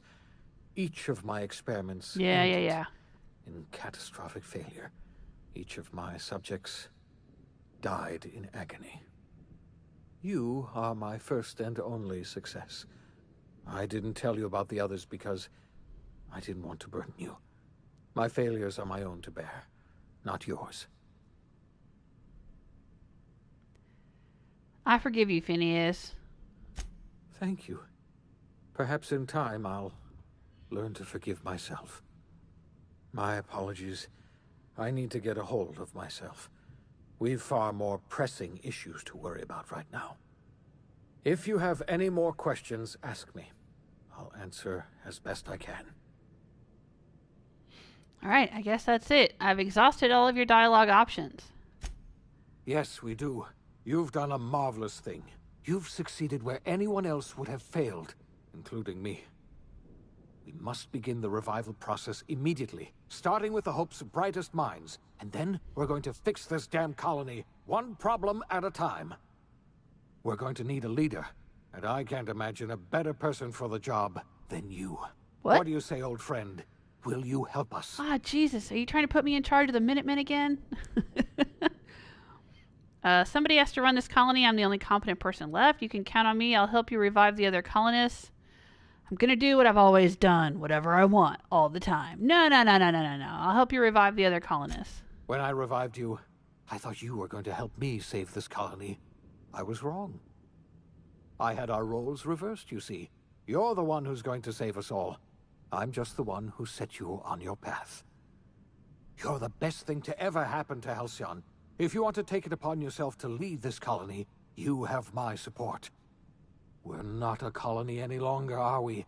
Our last connection to Earth has been severed, and so we have been set free.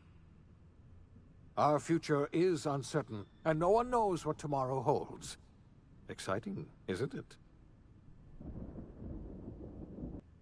So are we going to have to shoot our way out of here? Or can I just assume that all those other folks that showed up to help me have mopped up?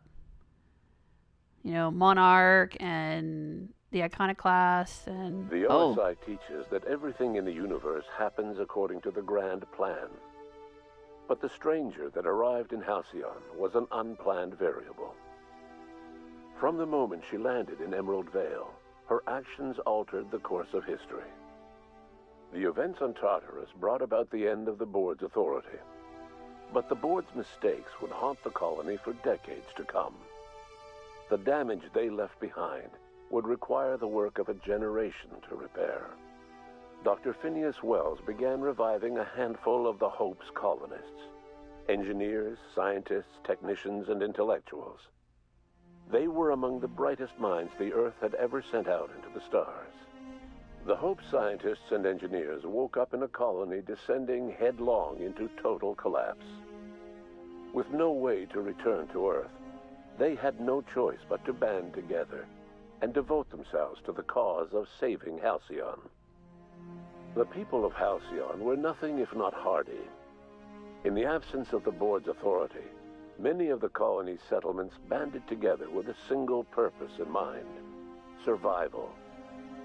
Life was especially hard in the years to come. Some towns dissolved by attrition and starvation, but most of them found a way to carry on. In the years to come, Halcyon was forced to reckon with its newfound freedom. The board was gone, and for better or worse, the colony was responsible for its own destiny. Between MSI's worker-centric policies and the Iconoclasts' manpower, Sanjar and Zora were able to rally many of the Terra 2 townships to their cause. MSI's workforce swelled, and the Iconoclasts enjoyed a significant surge in their ranks. The board was too distracted by infighting and internal politics to stop MSI from becoming a powerful corporation and a refuge for townships that might have fallen through the cracks. Consumed by paranoia, Lilia Hagen took Sublight Salvage in a controversial direction, openly accusing board officials of an extraterrestrial conspiracy. One day, an accident at the Groundbreaker's docking bay silenced her forever. Time would tell if her replacement could keep the Sublight family together. Adelaide McDevitt replaced Reed Thompson as the leader of Edgewater. She and her followers transformed Edgewater in their image. Anyone loyal to Reed was pressured into leaving town, and those who stayed behind adapted to her way of life. Adelaide transformed the old cannery into a new garden. The nearby Edgewater Cemetery provided a convenient source of fertilizer. As for Reed Thompson, it was said that he lasted exactly 2 days outside the walls of Edgewater. Years later, a marauder was found in possession of his hat. Under the leadership of Junlei Tennyson, the Groundbreaker held firm against corporate influence. The ship's mechanical stability gave Junlei the time to educate a promising generation of engineers, schooled in her family's traditions. The future of the Groundbreaker looks promising. The rediscovery of the Hope and the abandonment of the lifetime employment program forced Byzantium to come to terms with some uncomfortable realities about the state of Halcyon. While Byzantines were reluctant to surrender the luxuries they'd grown accustomed to, the board's diminished authority gave them little choice in the matter. Nearly everyone had to learn to make do with less. Some even had to get jobs. It was a dark time indeed. Your influence shifted Ellie's perspective. She finally admitted, albeit grudgingly, that she just might need other people. Sometimes. With a steady income from the life insurance payouts, she was finally able to afford a ship of her own. Oh, good she for her. hired a small crew and flew supply missions to communities on the fringe. Some of them were even legal. Life in Halcyon was sobering for Felix Millstone. The grand revolution he dreamed of never came. It There was did. no He great helped me with awakening it. for the colony. No celebrations in the streets. There was only the hard, desperate work of trying to repair a broken colony. Felix never had a head for numbers, but if there was labor to be done... He was there. He was to there help. when it happened. Eventually, Felix realized that the work of a revolution He helped me was kill done the with two chairman. hands. As much as he enjoyed his adventures aboard the Unreliable, the vicar, known as Max, eventually decided that it was time to move on, to live out the life he had sought so long to create. He knew there were many in the colony who carried burdens much worse than the ones he had struggled with, and he devoted himself to easing their suffering wherever he could. He only ever took up arms again to defend the defenseless. Unshackled from a lifetime of striving and fighting the universe and himself, Vicar Maximilian de Soto was finally at peace. Once the matter with the Hope colonists was resolved, Junlei bashfully asked Parvati if she'd like to join her permanently on the Groundbreaker, and Parvati enthusiastically, if somewhat awkwardly, agreed. The stories of her adventures spread across the colony, and Parvati soon found herself the center of attention. Having served as the engineer of a renowned spacecraft, tramp freighters and wildcat miners sought her out by name, and in no time, she was a fixture in the Groundbreaker's mechanical ecosystem. She and Junlei were never far apart. Aw, good for Nyoka her. returned to Monarch to take another crack at making a permanent life for herself. She formed the Charon Group, a mercenary outfit of ragtag survivalists and wilderness experts. Anyone in need of a guide, or just looking to throw back a beer and swap stories, could find her camping on the trail or clearing an infestation. The SAM unit that accompanied you spread awareness of the product line's superior sanitation and maintenance capabilities across what was left of the colony. This led to a boost in SAM unit sales. Did you know that SAM units are the longest-lasting, toughest-acting cleaning solution in Halcyon? Minister Clark was released from house arrest, Oh, and his good. contact with you gave him a sense of renewed purpose and vigor. Once it became clear that no help would be coming from Earth, he threw his considerable efforts and talents into helping Halcyon manage the crisis before it. As for Dr. Phineas Wells, he spent his remaining years in his orbital lab. He eventually came to terms with his own past and was able to forgive the mistakes of his younger self by devoting his remaining years to serving the colony. Dr. Wells was able to revive many more scientists and engineers than he first expected, thanks to the additional batch of chemicals you stole from the Ministry. Right on. Wells never forgot about the human lives that were lost in acquiring these chemicals. In the end, We'll make a Dr. Wells memorial. was able to save every scientist and engineer aboard the Hope. Yes. Over the next decade, nearly all of the Hope's remaining colonists were successfully revived. Excellent. Halcyon saw a period of rapid technological and scientific advancement. Breakthroughs in dietary supplements saved the colony Yay! from starvation. Geoengineering projects and social reforms began to change the structure and character of the colony. Dr. Wells laid the groundwork for the project to save the colony, but he would never live to see the fruits of his labor. He passed away a few years later. His work was carried on by the scientists and engineers he revived. Today, Halcyon has stabilized. The people of the colony work hard to adapt to their new circumstances. Nearby colonies send aid and supplies. Life will never be easy in Halcyon, but for the first time in its history, there exists a sense of real, genuine hope about the future. And what about you, the unplanned variable in the history of Halcyon?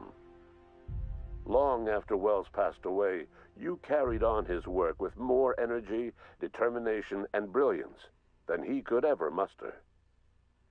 The years that followed were hard, but Halcyon survived by the efforts of the Hope's most promising colonists, the greatest of which was you. Well, I don't know about that, no one but knows thanks. what's happened to Earth, and no one knows what the future has in store for Halcyon. All we know for certain is this: the name of the Unreliable and that of its intrepid captain will remain the subject of countless stories for years to come. Wow. Oh my god.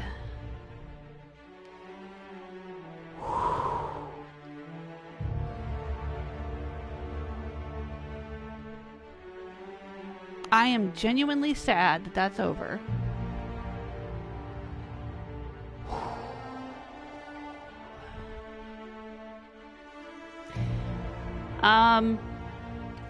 Little bit of a letdown at the end.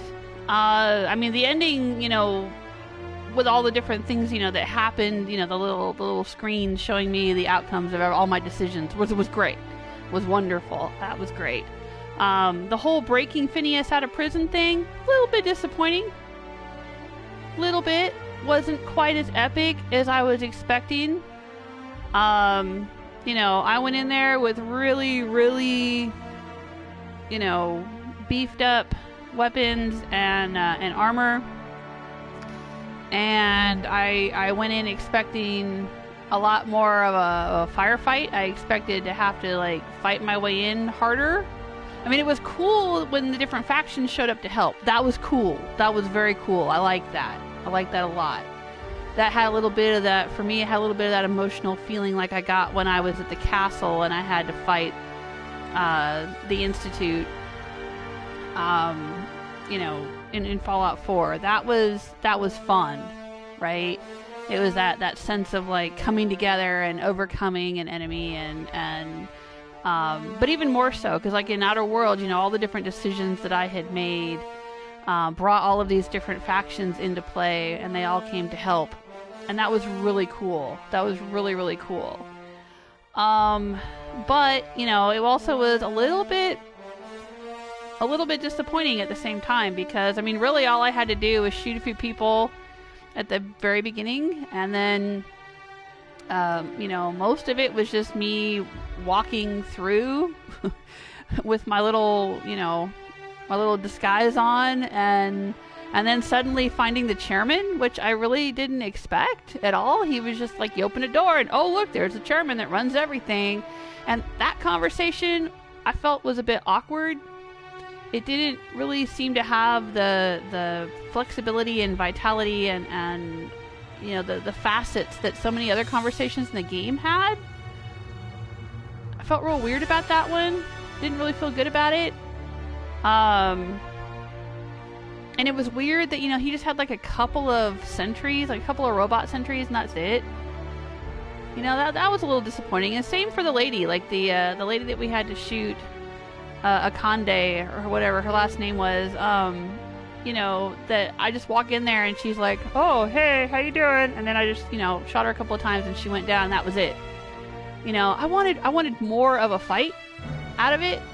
You know, I wanted a lot more of a fight. You know, Lord Runoff was in the chat room saying, make sure you stock up on ammo. And I'm like, hey, I've got like 10,000 bullets. How much ammo am I going to need? Oh my God. You know, I expected a lot more out of it.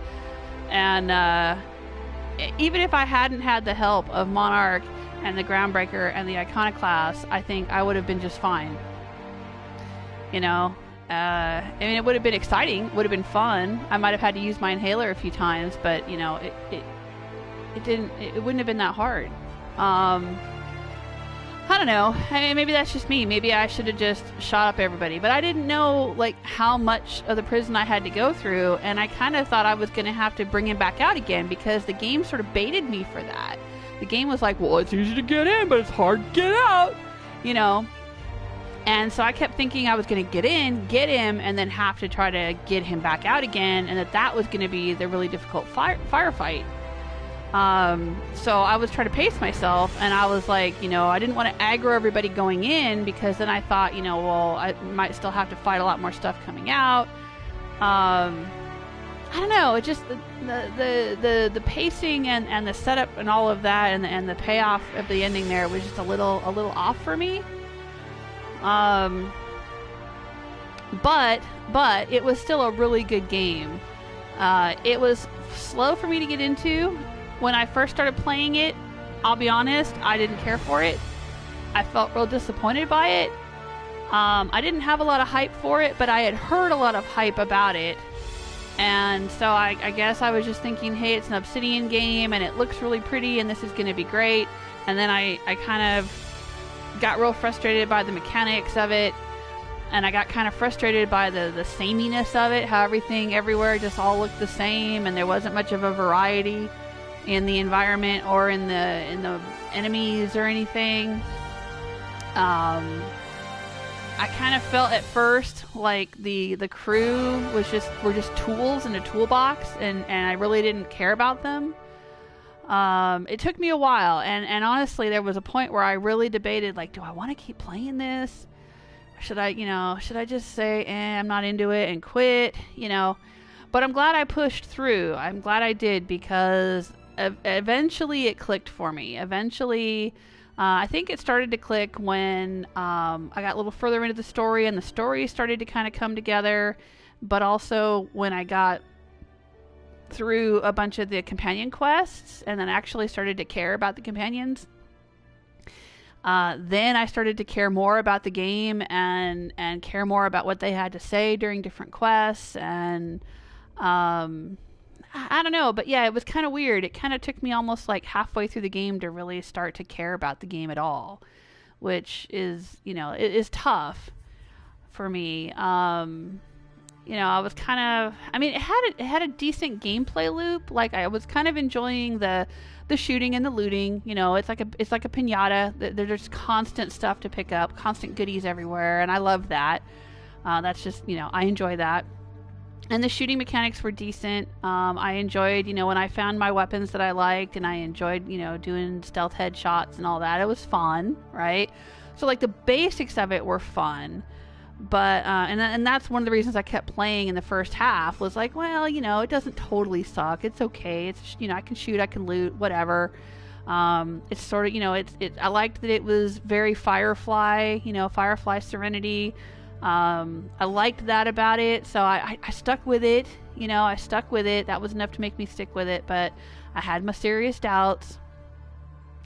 And, but I'm glad I stuck with it, and then I started getting into it more and more, and I'd say the last third of the game, definitely, I was really, really engaged and really enjoyed.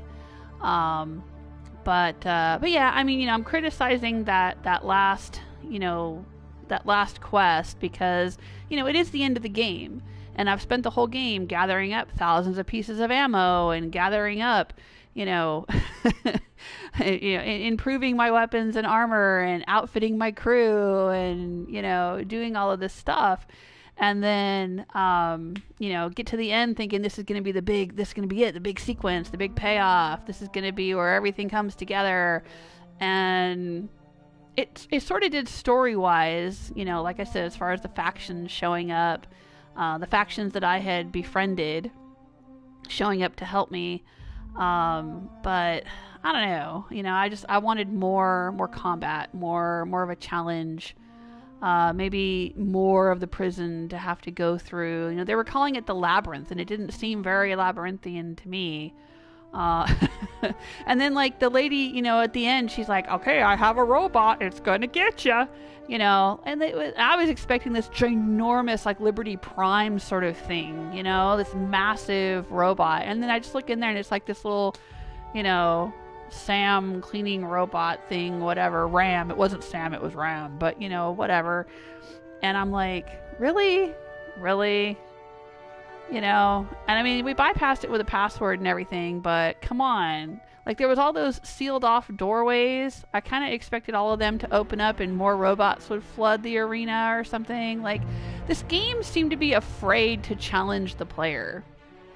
It really did. It seemed like it was constantly holding back, you know, and that kind of disappointed me. You know, I wanted more of a challenge. It's like they built up the idea of the Mantiqueen as being this badass, you know, boss sort of creature to fight. And when I finally met one for the first time, and I was shitting my pants, I'm like, oh, it's a Mantiqueen. Oh my god, we're going to have to fight a Mantiqueen. And then we did, and I was like, oh, that was easy. You know, maybe I should have played on a harder difficulty. Maybe I was just really good at, you know, picking the right perks for my play style and maxing out my weapons and using my companions. I don't know, but the game seemed pretty easy, and it seemed like it was really reticent to throw a challenge at the player. But, you know, it's okay. It was still a good game. It was still, I tell you, there's a few of the characters, a few of the side quests, and a few of the character arcs in this game were really good for me. Really good experiences. Really liked them a lot.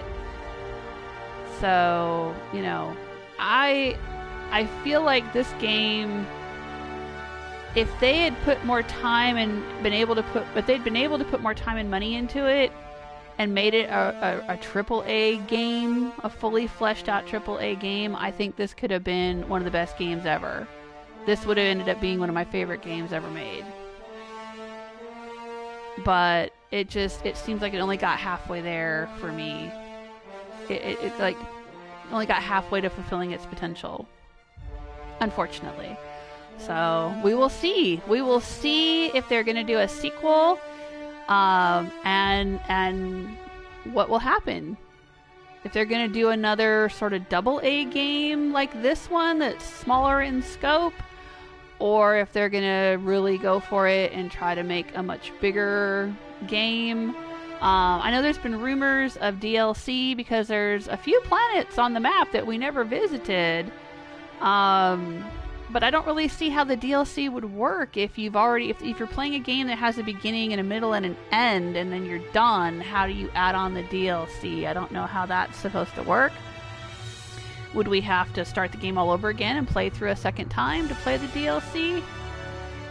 Or maybe it's just a rumor and it's not actually going to happen. I mean, you know, folks are saying, well, Obsidian's been bought by Microsoft, so now they have an investor and now they can do this, that, and the other, but who's to say they're even going to do another Outer Worlds game? Maybe Microsoft doesn't care. You know, maybe Microsoft wants them to do something else. So, you know, maybe we'll never see another Outer Worlds game or any DLC. Don't know. Have you guys heard any other, not rumors, but like actual like news about Obsidian and what they're working on? Any confirmed press releases or interviews with people at Obsidian or anything like that? Let me know. Alright, let me check in with the chat room and see what comments I have missed. Yeah, I was a bit choked up at the end there as well, Sulfur.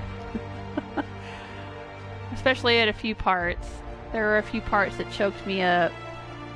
For real. Gentigo is asking, what game is next? Well, I have Wolfenstein that I've never played. I own it, but haven't played it. I have Witcher 3, which I own, but have never played. I have an interest in a game called Frostpunk, which my daughter really likes and sounds really interesting. I may try that one out. I don't own it yet, though. I don't think. I'll have to check my library.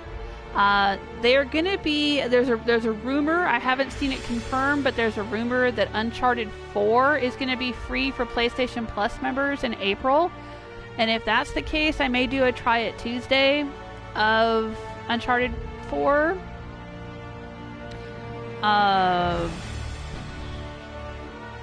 I generally have not enjoyed the Uncharted games when I've tried playing them, but I think I tried playing the first and second Uncharted games, maybe. So, you know, it might be worth looking at the fourth one because it's more recent.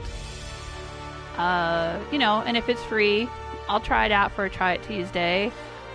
There's also several of the point-and-click games. Like, remember I played True Fear for Forsaken Souls Part 2 a little while back.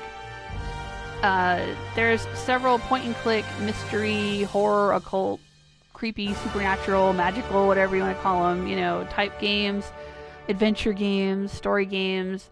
There's several of those I would like to take a look at, and honestly, I had been planning to jump from Outer Worlds to Witcher 3, but given the state of the world right now and my own tenuous grasp on sanity, dealing with my anxiety and issues like that, and everyone else I'm sure also dealing with fear and anxiety, I don't know if I really want to get into a really huge, complicated, emotional, intense game right now, like Witcher 3. I've heard that it's a really long game. I've heard it's a really intense game. I mean, I've watched the Witcher TV show, you know.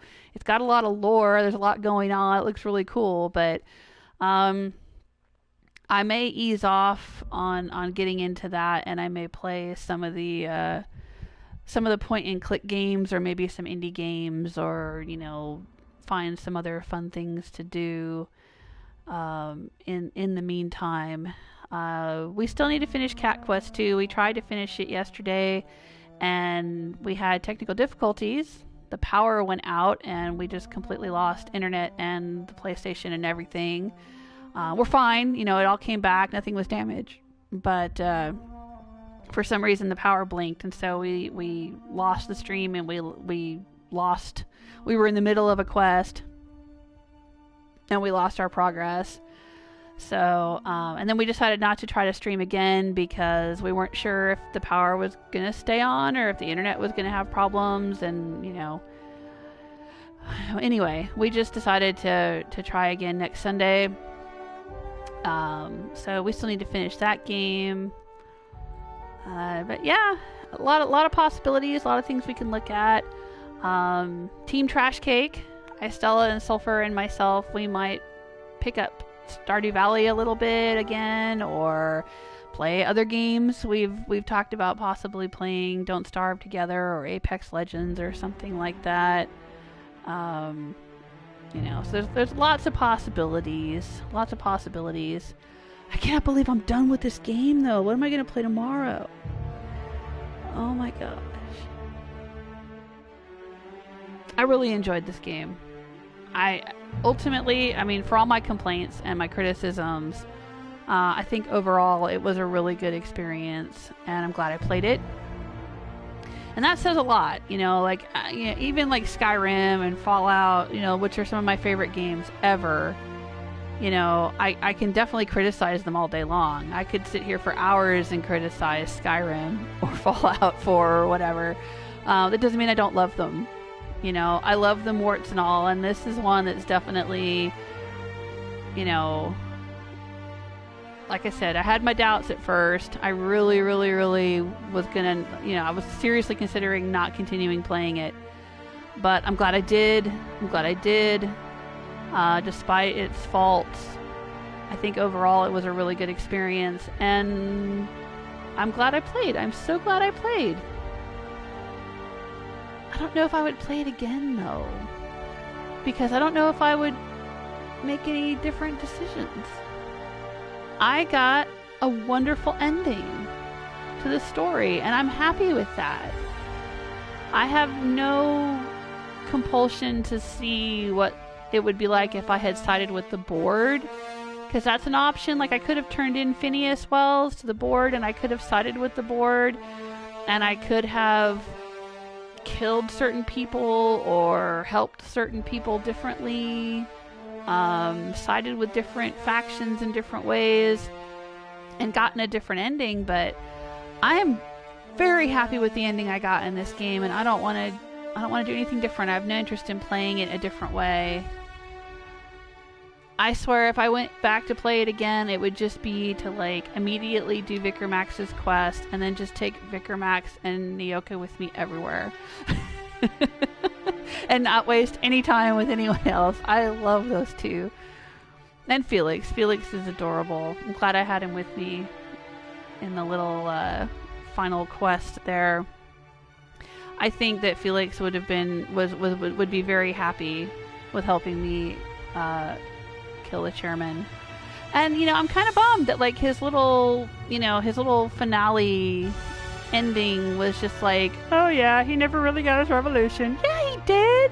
We were the revolution. And he killed the chairman. He got it. He's a hero. He lived it. We did it. That was a little disappointing. I wish that had been worded a little differently. But then I guess it would have had to depend on, they would have had to make a special ending just for if you took Felix with you and he helped you kill the chairman, But in my mind, we were the revolution, and he was happy with that.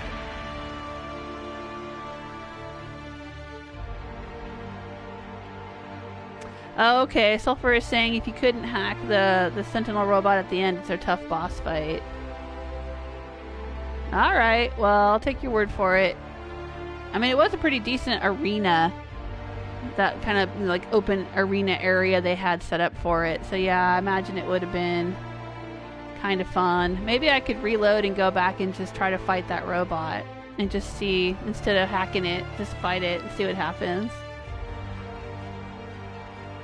Oh, interesting. Sulfur said that the chairman was the one in the room with Wells when you went on your playthrough. Interesting.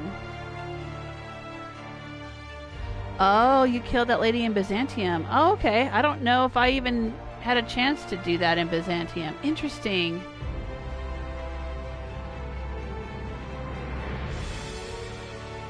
Yeah, that was nice, wasn't it? I liked that too. Ellie's cutscene. Sulfur is saying that, I actually had an influence on her. I thought she was lost. Yeah, me too. That was nice. That was a nice touch. Definitely. A little Miss Overprepared, Stella says. Yeah, I guess so.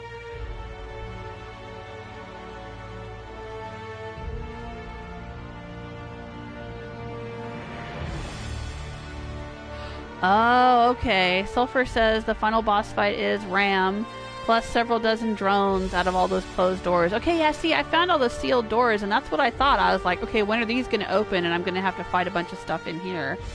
Right. That would have been a blast. I guess I shouldn't have hacked him. I should have just gone for it and fought him.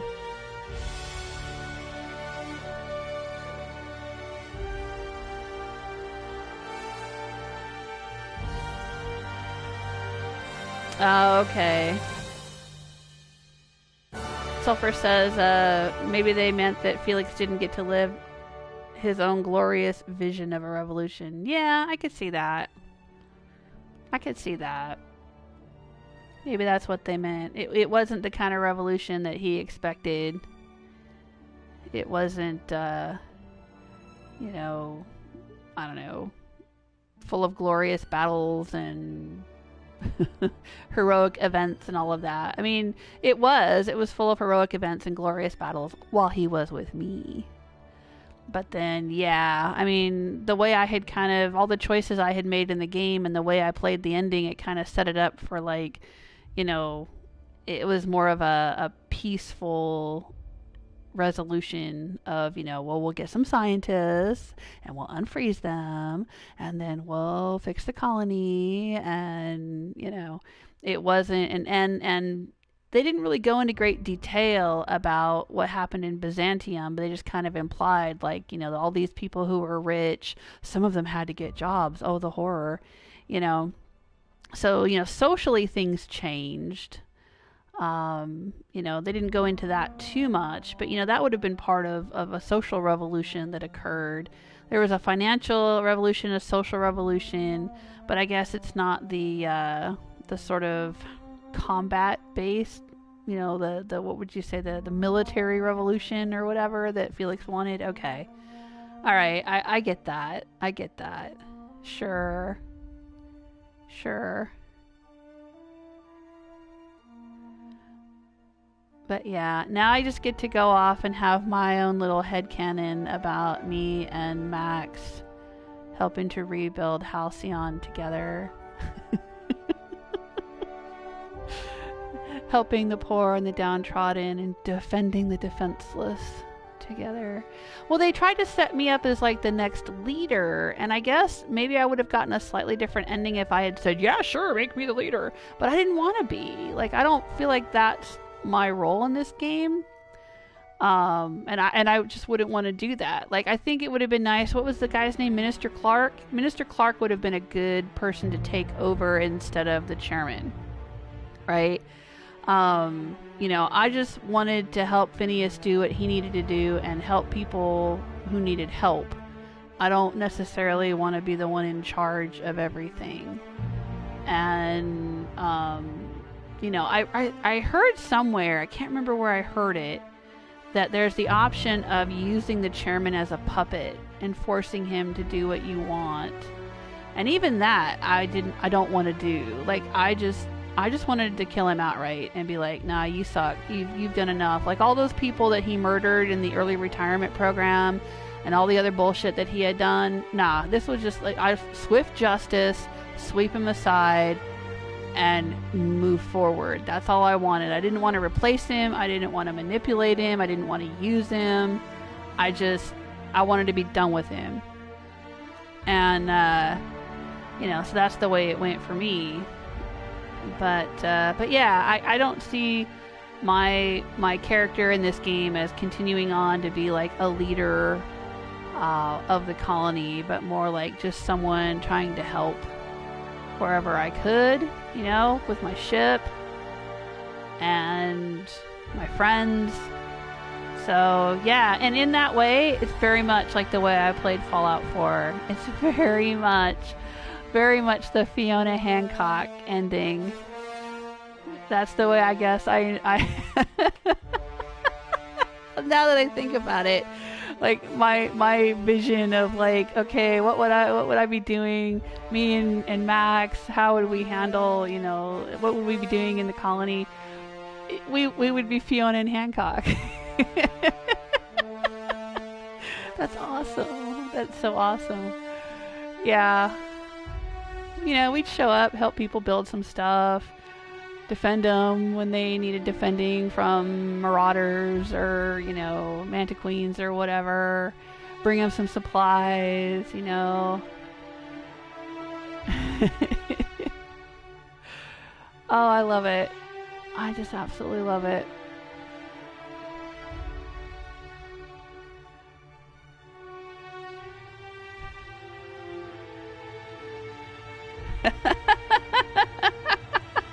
Sulfur says Max didn't do it for booty, but he got it anyways. Yeah. Yeah.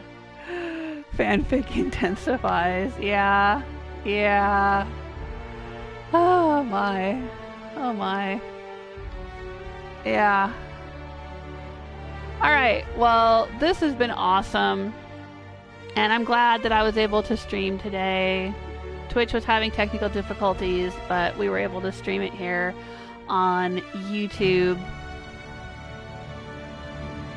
And if anyone's interested, you can go to my Twitch channel, twitch.tv/JewelSmith, and see all of the previous episodes of my Outer Worlds streams. Those should be saved over there, plus lots and lots of other content, and that is where I usually do most of my live streaming.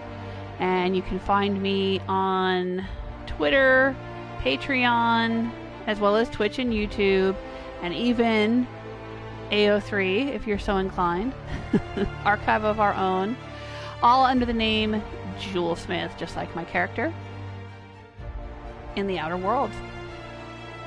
Alright, I guess that is it for me today. I am going to do one more thing before I say goodbye, and that is I'm really curious what happens if I click continue. Will it just take me to a load screen, or what's going to happen here if I say continue? Yeah, it just takes me to load one of my previous saves. So if I wanted to, I could go back and reload and try to fight that robot. Should I do it? Should I reload and see about fighting the robot?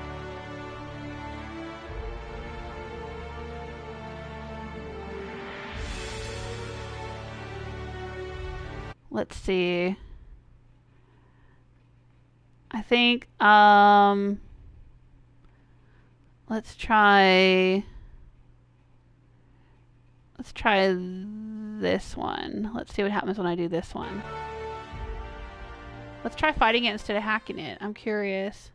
The Sulfur says, I'd love to see you fight the robot. Alright, let's try it. Oh, thank you. Gentugo says, I enjoyed this playthrough. Thank you. Yes, reload. You want to see me fight the robot? Alright, let's see what happens if I fight the robot. Let's see what happens if I just shoot my way through the whole prison. Maybe I can do that.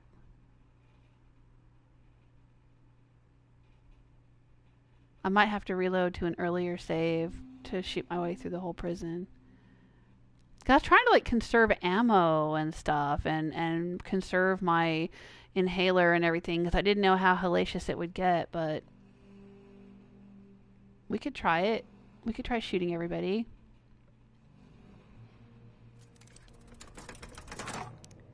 Take down all the corporate pigs. Captain, oh, here she is.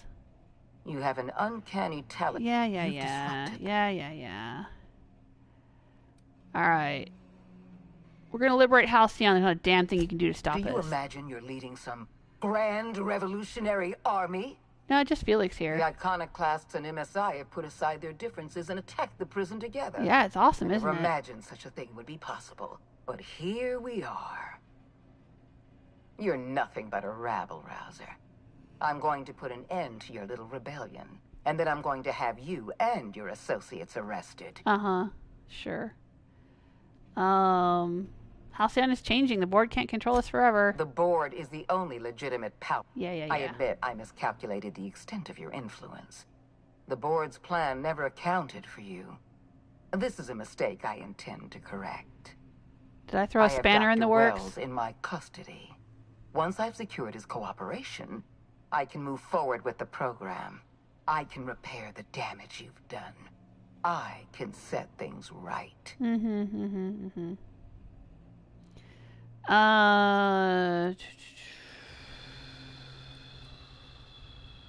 Alright, Phineas is my friend. That's what I said before. Correct. You're not leaving here at all. Yeah. I take no pleasure in this, you know. Leaving you alive is too great. Alright, do your worst, psychopath. If you insist. This prison is equipped with a... And don't worry. Alright, let's go. There he is. Are we ready for this? Oh, that one's sealed. Oh, can't walk behind the monitor. Alright, guys. Let's do this. Aggressive. Aggressive. Yeah. Alright, let's go for it.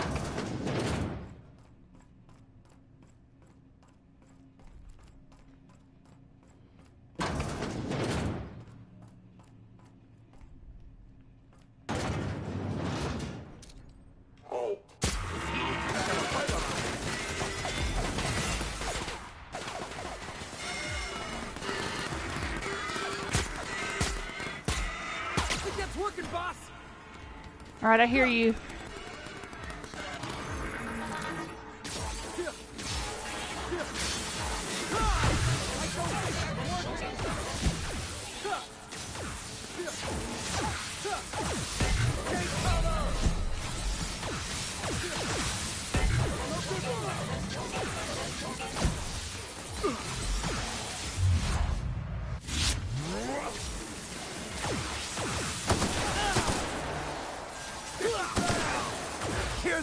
trick I learned in prison.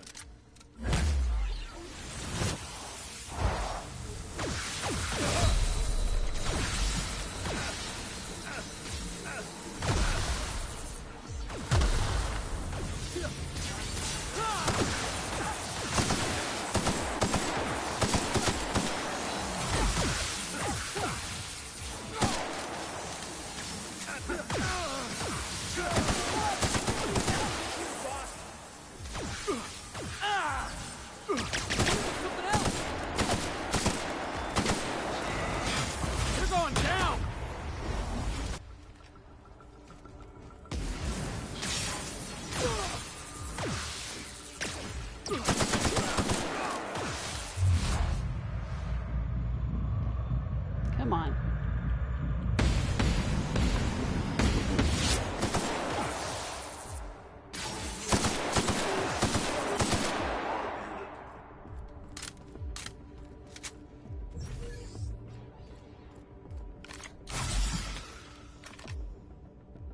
It's not bringing my dudes back.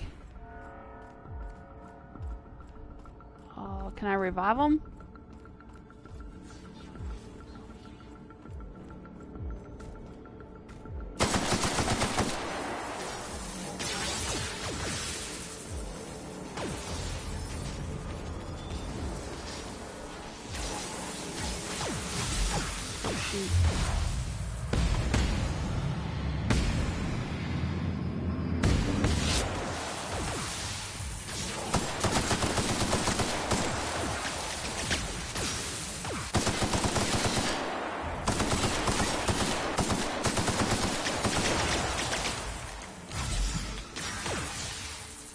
Oh, Max.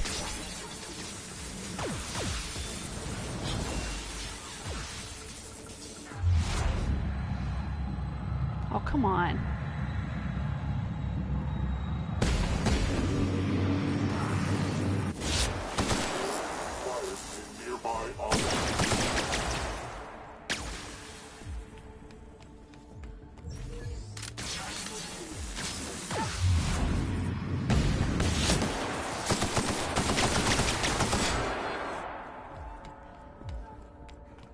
So are they not going to get up for the rest of the combat?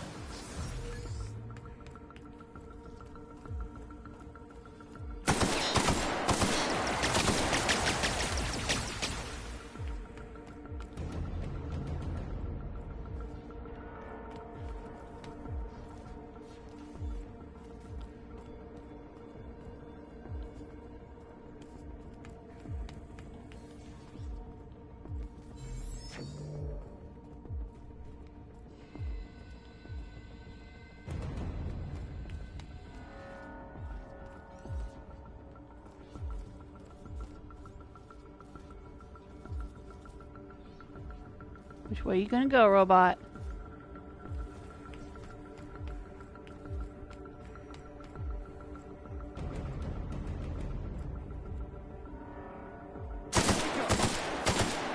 Oh, damn, they're back.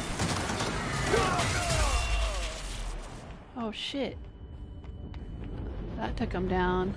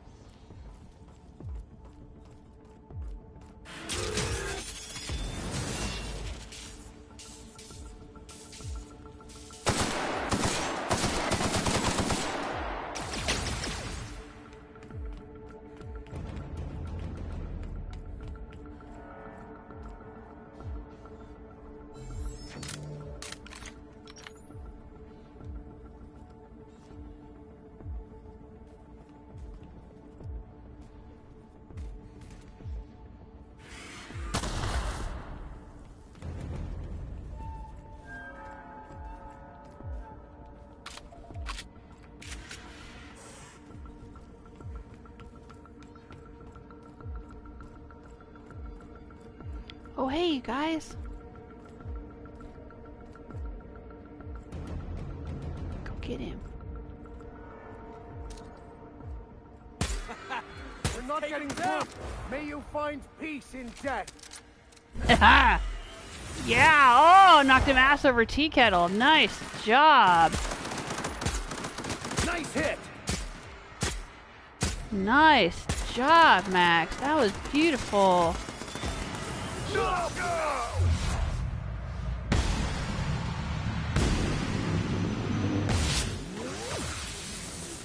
Alright, I think he's down.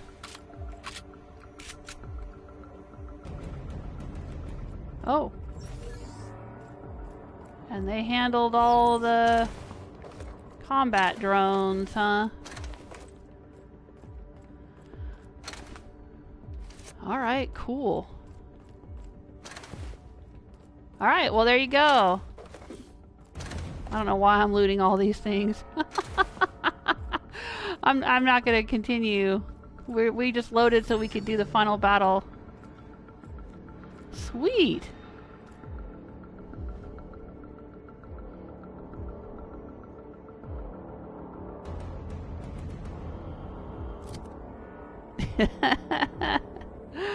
Sulfur says, this is your chance to embarrass me by killing it first try. Stella says, oh yeah,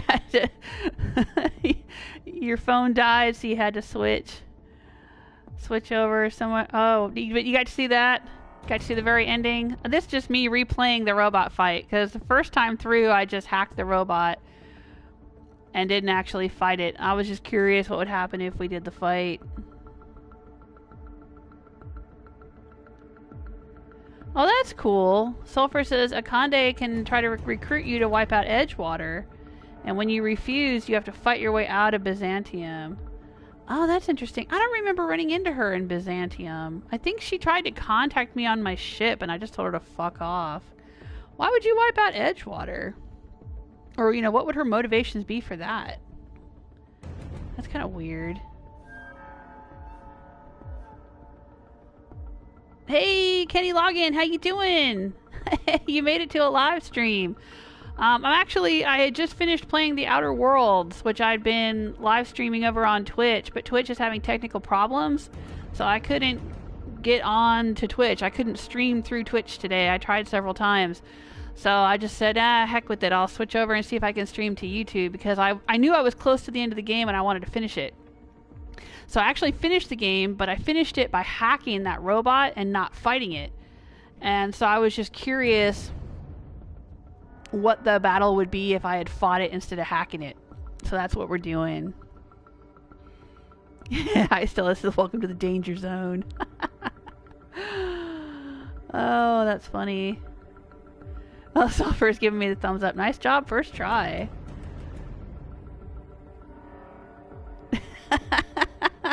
Right. Oh, I see. Okay, Sulfur is saying wiping out Edgewater means there's less starving mouths to feed. Yep. Alright. Well, I never did get to use my Mandibular Rearranger. Maybe I should try that out on that lady. Let's go see what happens if we try to whack her with the Mandibular Rearranger.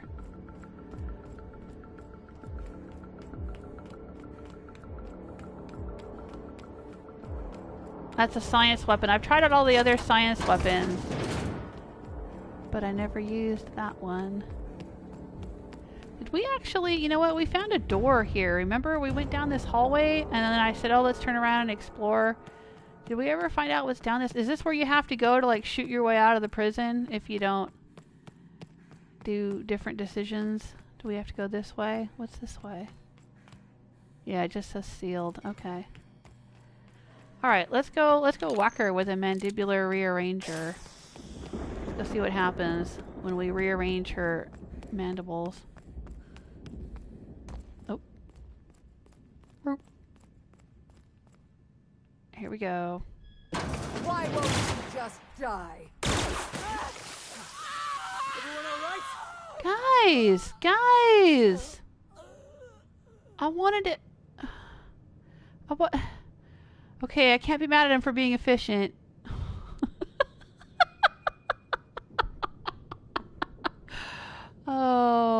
You guys are adorable. I swear to God.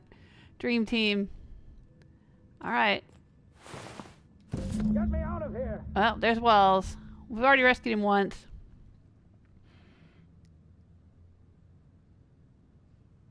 Let's see about reloading and trying out this Mandibular Rearranger. I am going to go to an earlier save. Let's see, where can we go? Let's go way back. Let's go way back and see.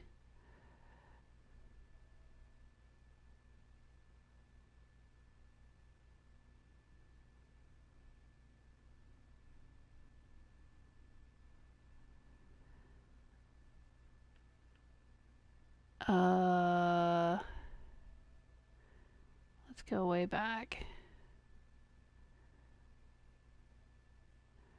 to when I had the Mandibular Rearranger, but I hadn't used it yet. Let's see. I'm going to reload an earlier save.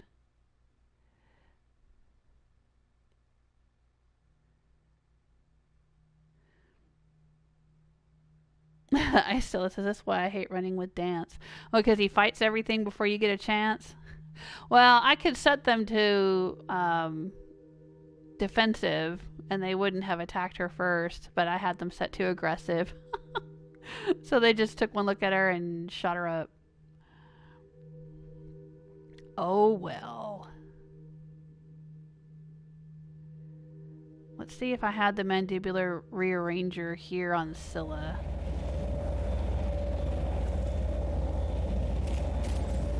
Oh, let's look.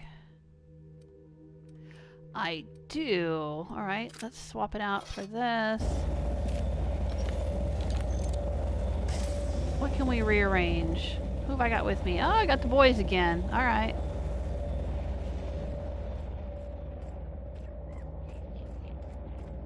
Is this after we already killed everybody up there? Oh no, there's people up there again. Alright, let's go use our Mandibular Rearranger on these clowns. Let's go try it out.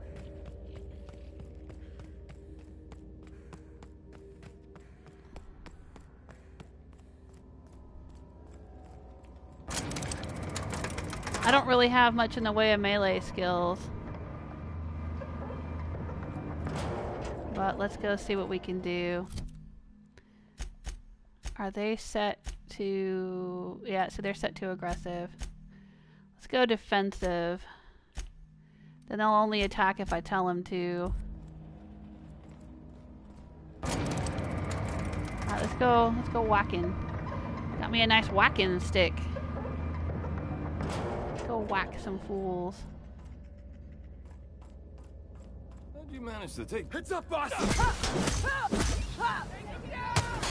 Okay, that's bizarre.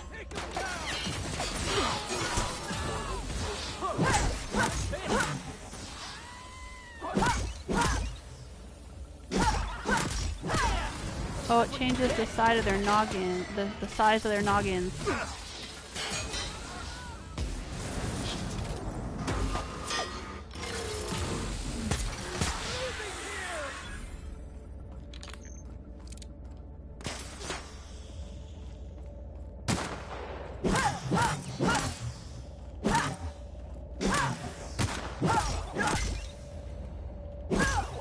Oh my god. Look at his tiny head!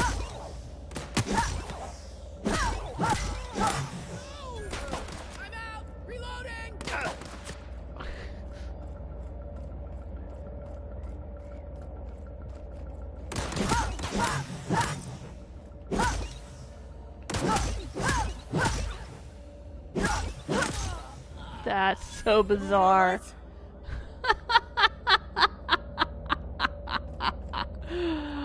Oh, that's so bizarre. Yeah, we're good. We're good here. We're good here, fellas. We're good.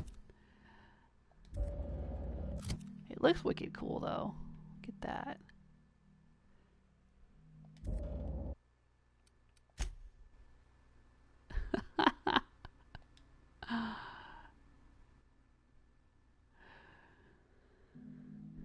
It's a very pretty stick, Kenny says. Yeah, better than the Wabbajack, Stella. Yeah, I was changing the size of his head.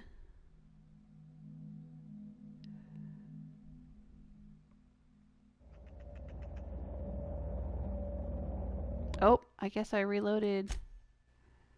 Let's see here. Well, I guess it doesn't really matter what I reload. We'll go back to main menu. Because we're all done with the game. I'm all done with the game. I was just reloading earlier saves to goof around. Yeah, okay, so that was it. If I had continued my conversation with her on the ship, then I would have had different options. She invites me to Byzantium and tries to convince me, huh? Yeah, no, I just told her to fuck off. She started trying to talk to me, and I was like, nah, I'm done. Boop. Cancel transmission.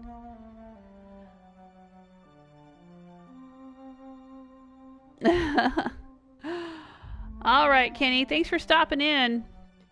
Yeah, this is kind of a one-off thing. Normally I stream over on Twitch, live stream, and then just upload videos to YouTube. But if you want to, if you give YouTube a few hours, it should save an archive of this stream, and you can go back and watch it from the beginning if you want to see the exciting conclusion of the Outer Worlds. And if you want to see my entire playthrough of the Outer Worlds, it's on Twitch, twitch.tv/JewelSmith. Click the little tab at the top of my channel page that says videos, and you should be able to find lots and lots and lots of videos over there of Outer Worlds, Stardew Valley, True Fear, God of War, all kinds of stuff over there. Alright, well, that's it for me today. And it's been a lot of fun. Thank you, Obsidian. Thank you, everyone, for being here. Thank you for being on this journey with me. Hope you enjoyed it. I will be back over on Twitch tomorrow. We were talking about what I might play next, and I'm not entirely sure. I'll have to take a look at my library and figure out what I might play tomorrow. But I will try to be here every day except Saturdays, the usual times, around 4 to 6 p.m. Eastern Standard Time. Sometimes I get started a little earlier, sometimes I stream a little later. But that's generally what I've been shooting for lately. Take care of yourselves. Until next time.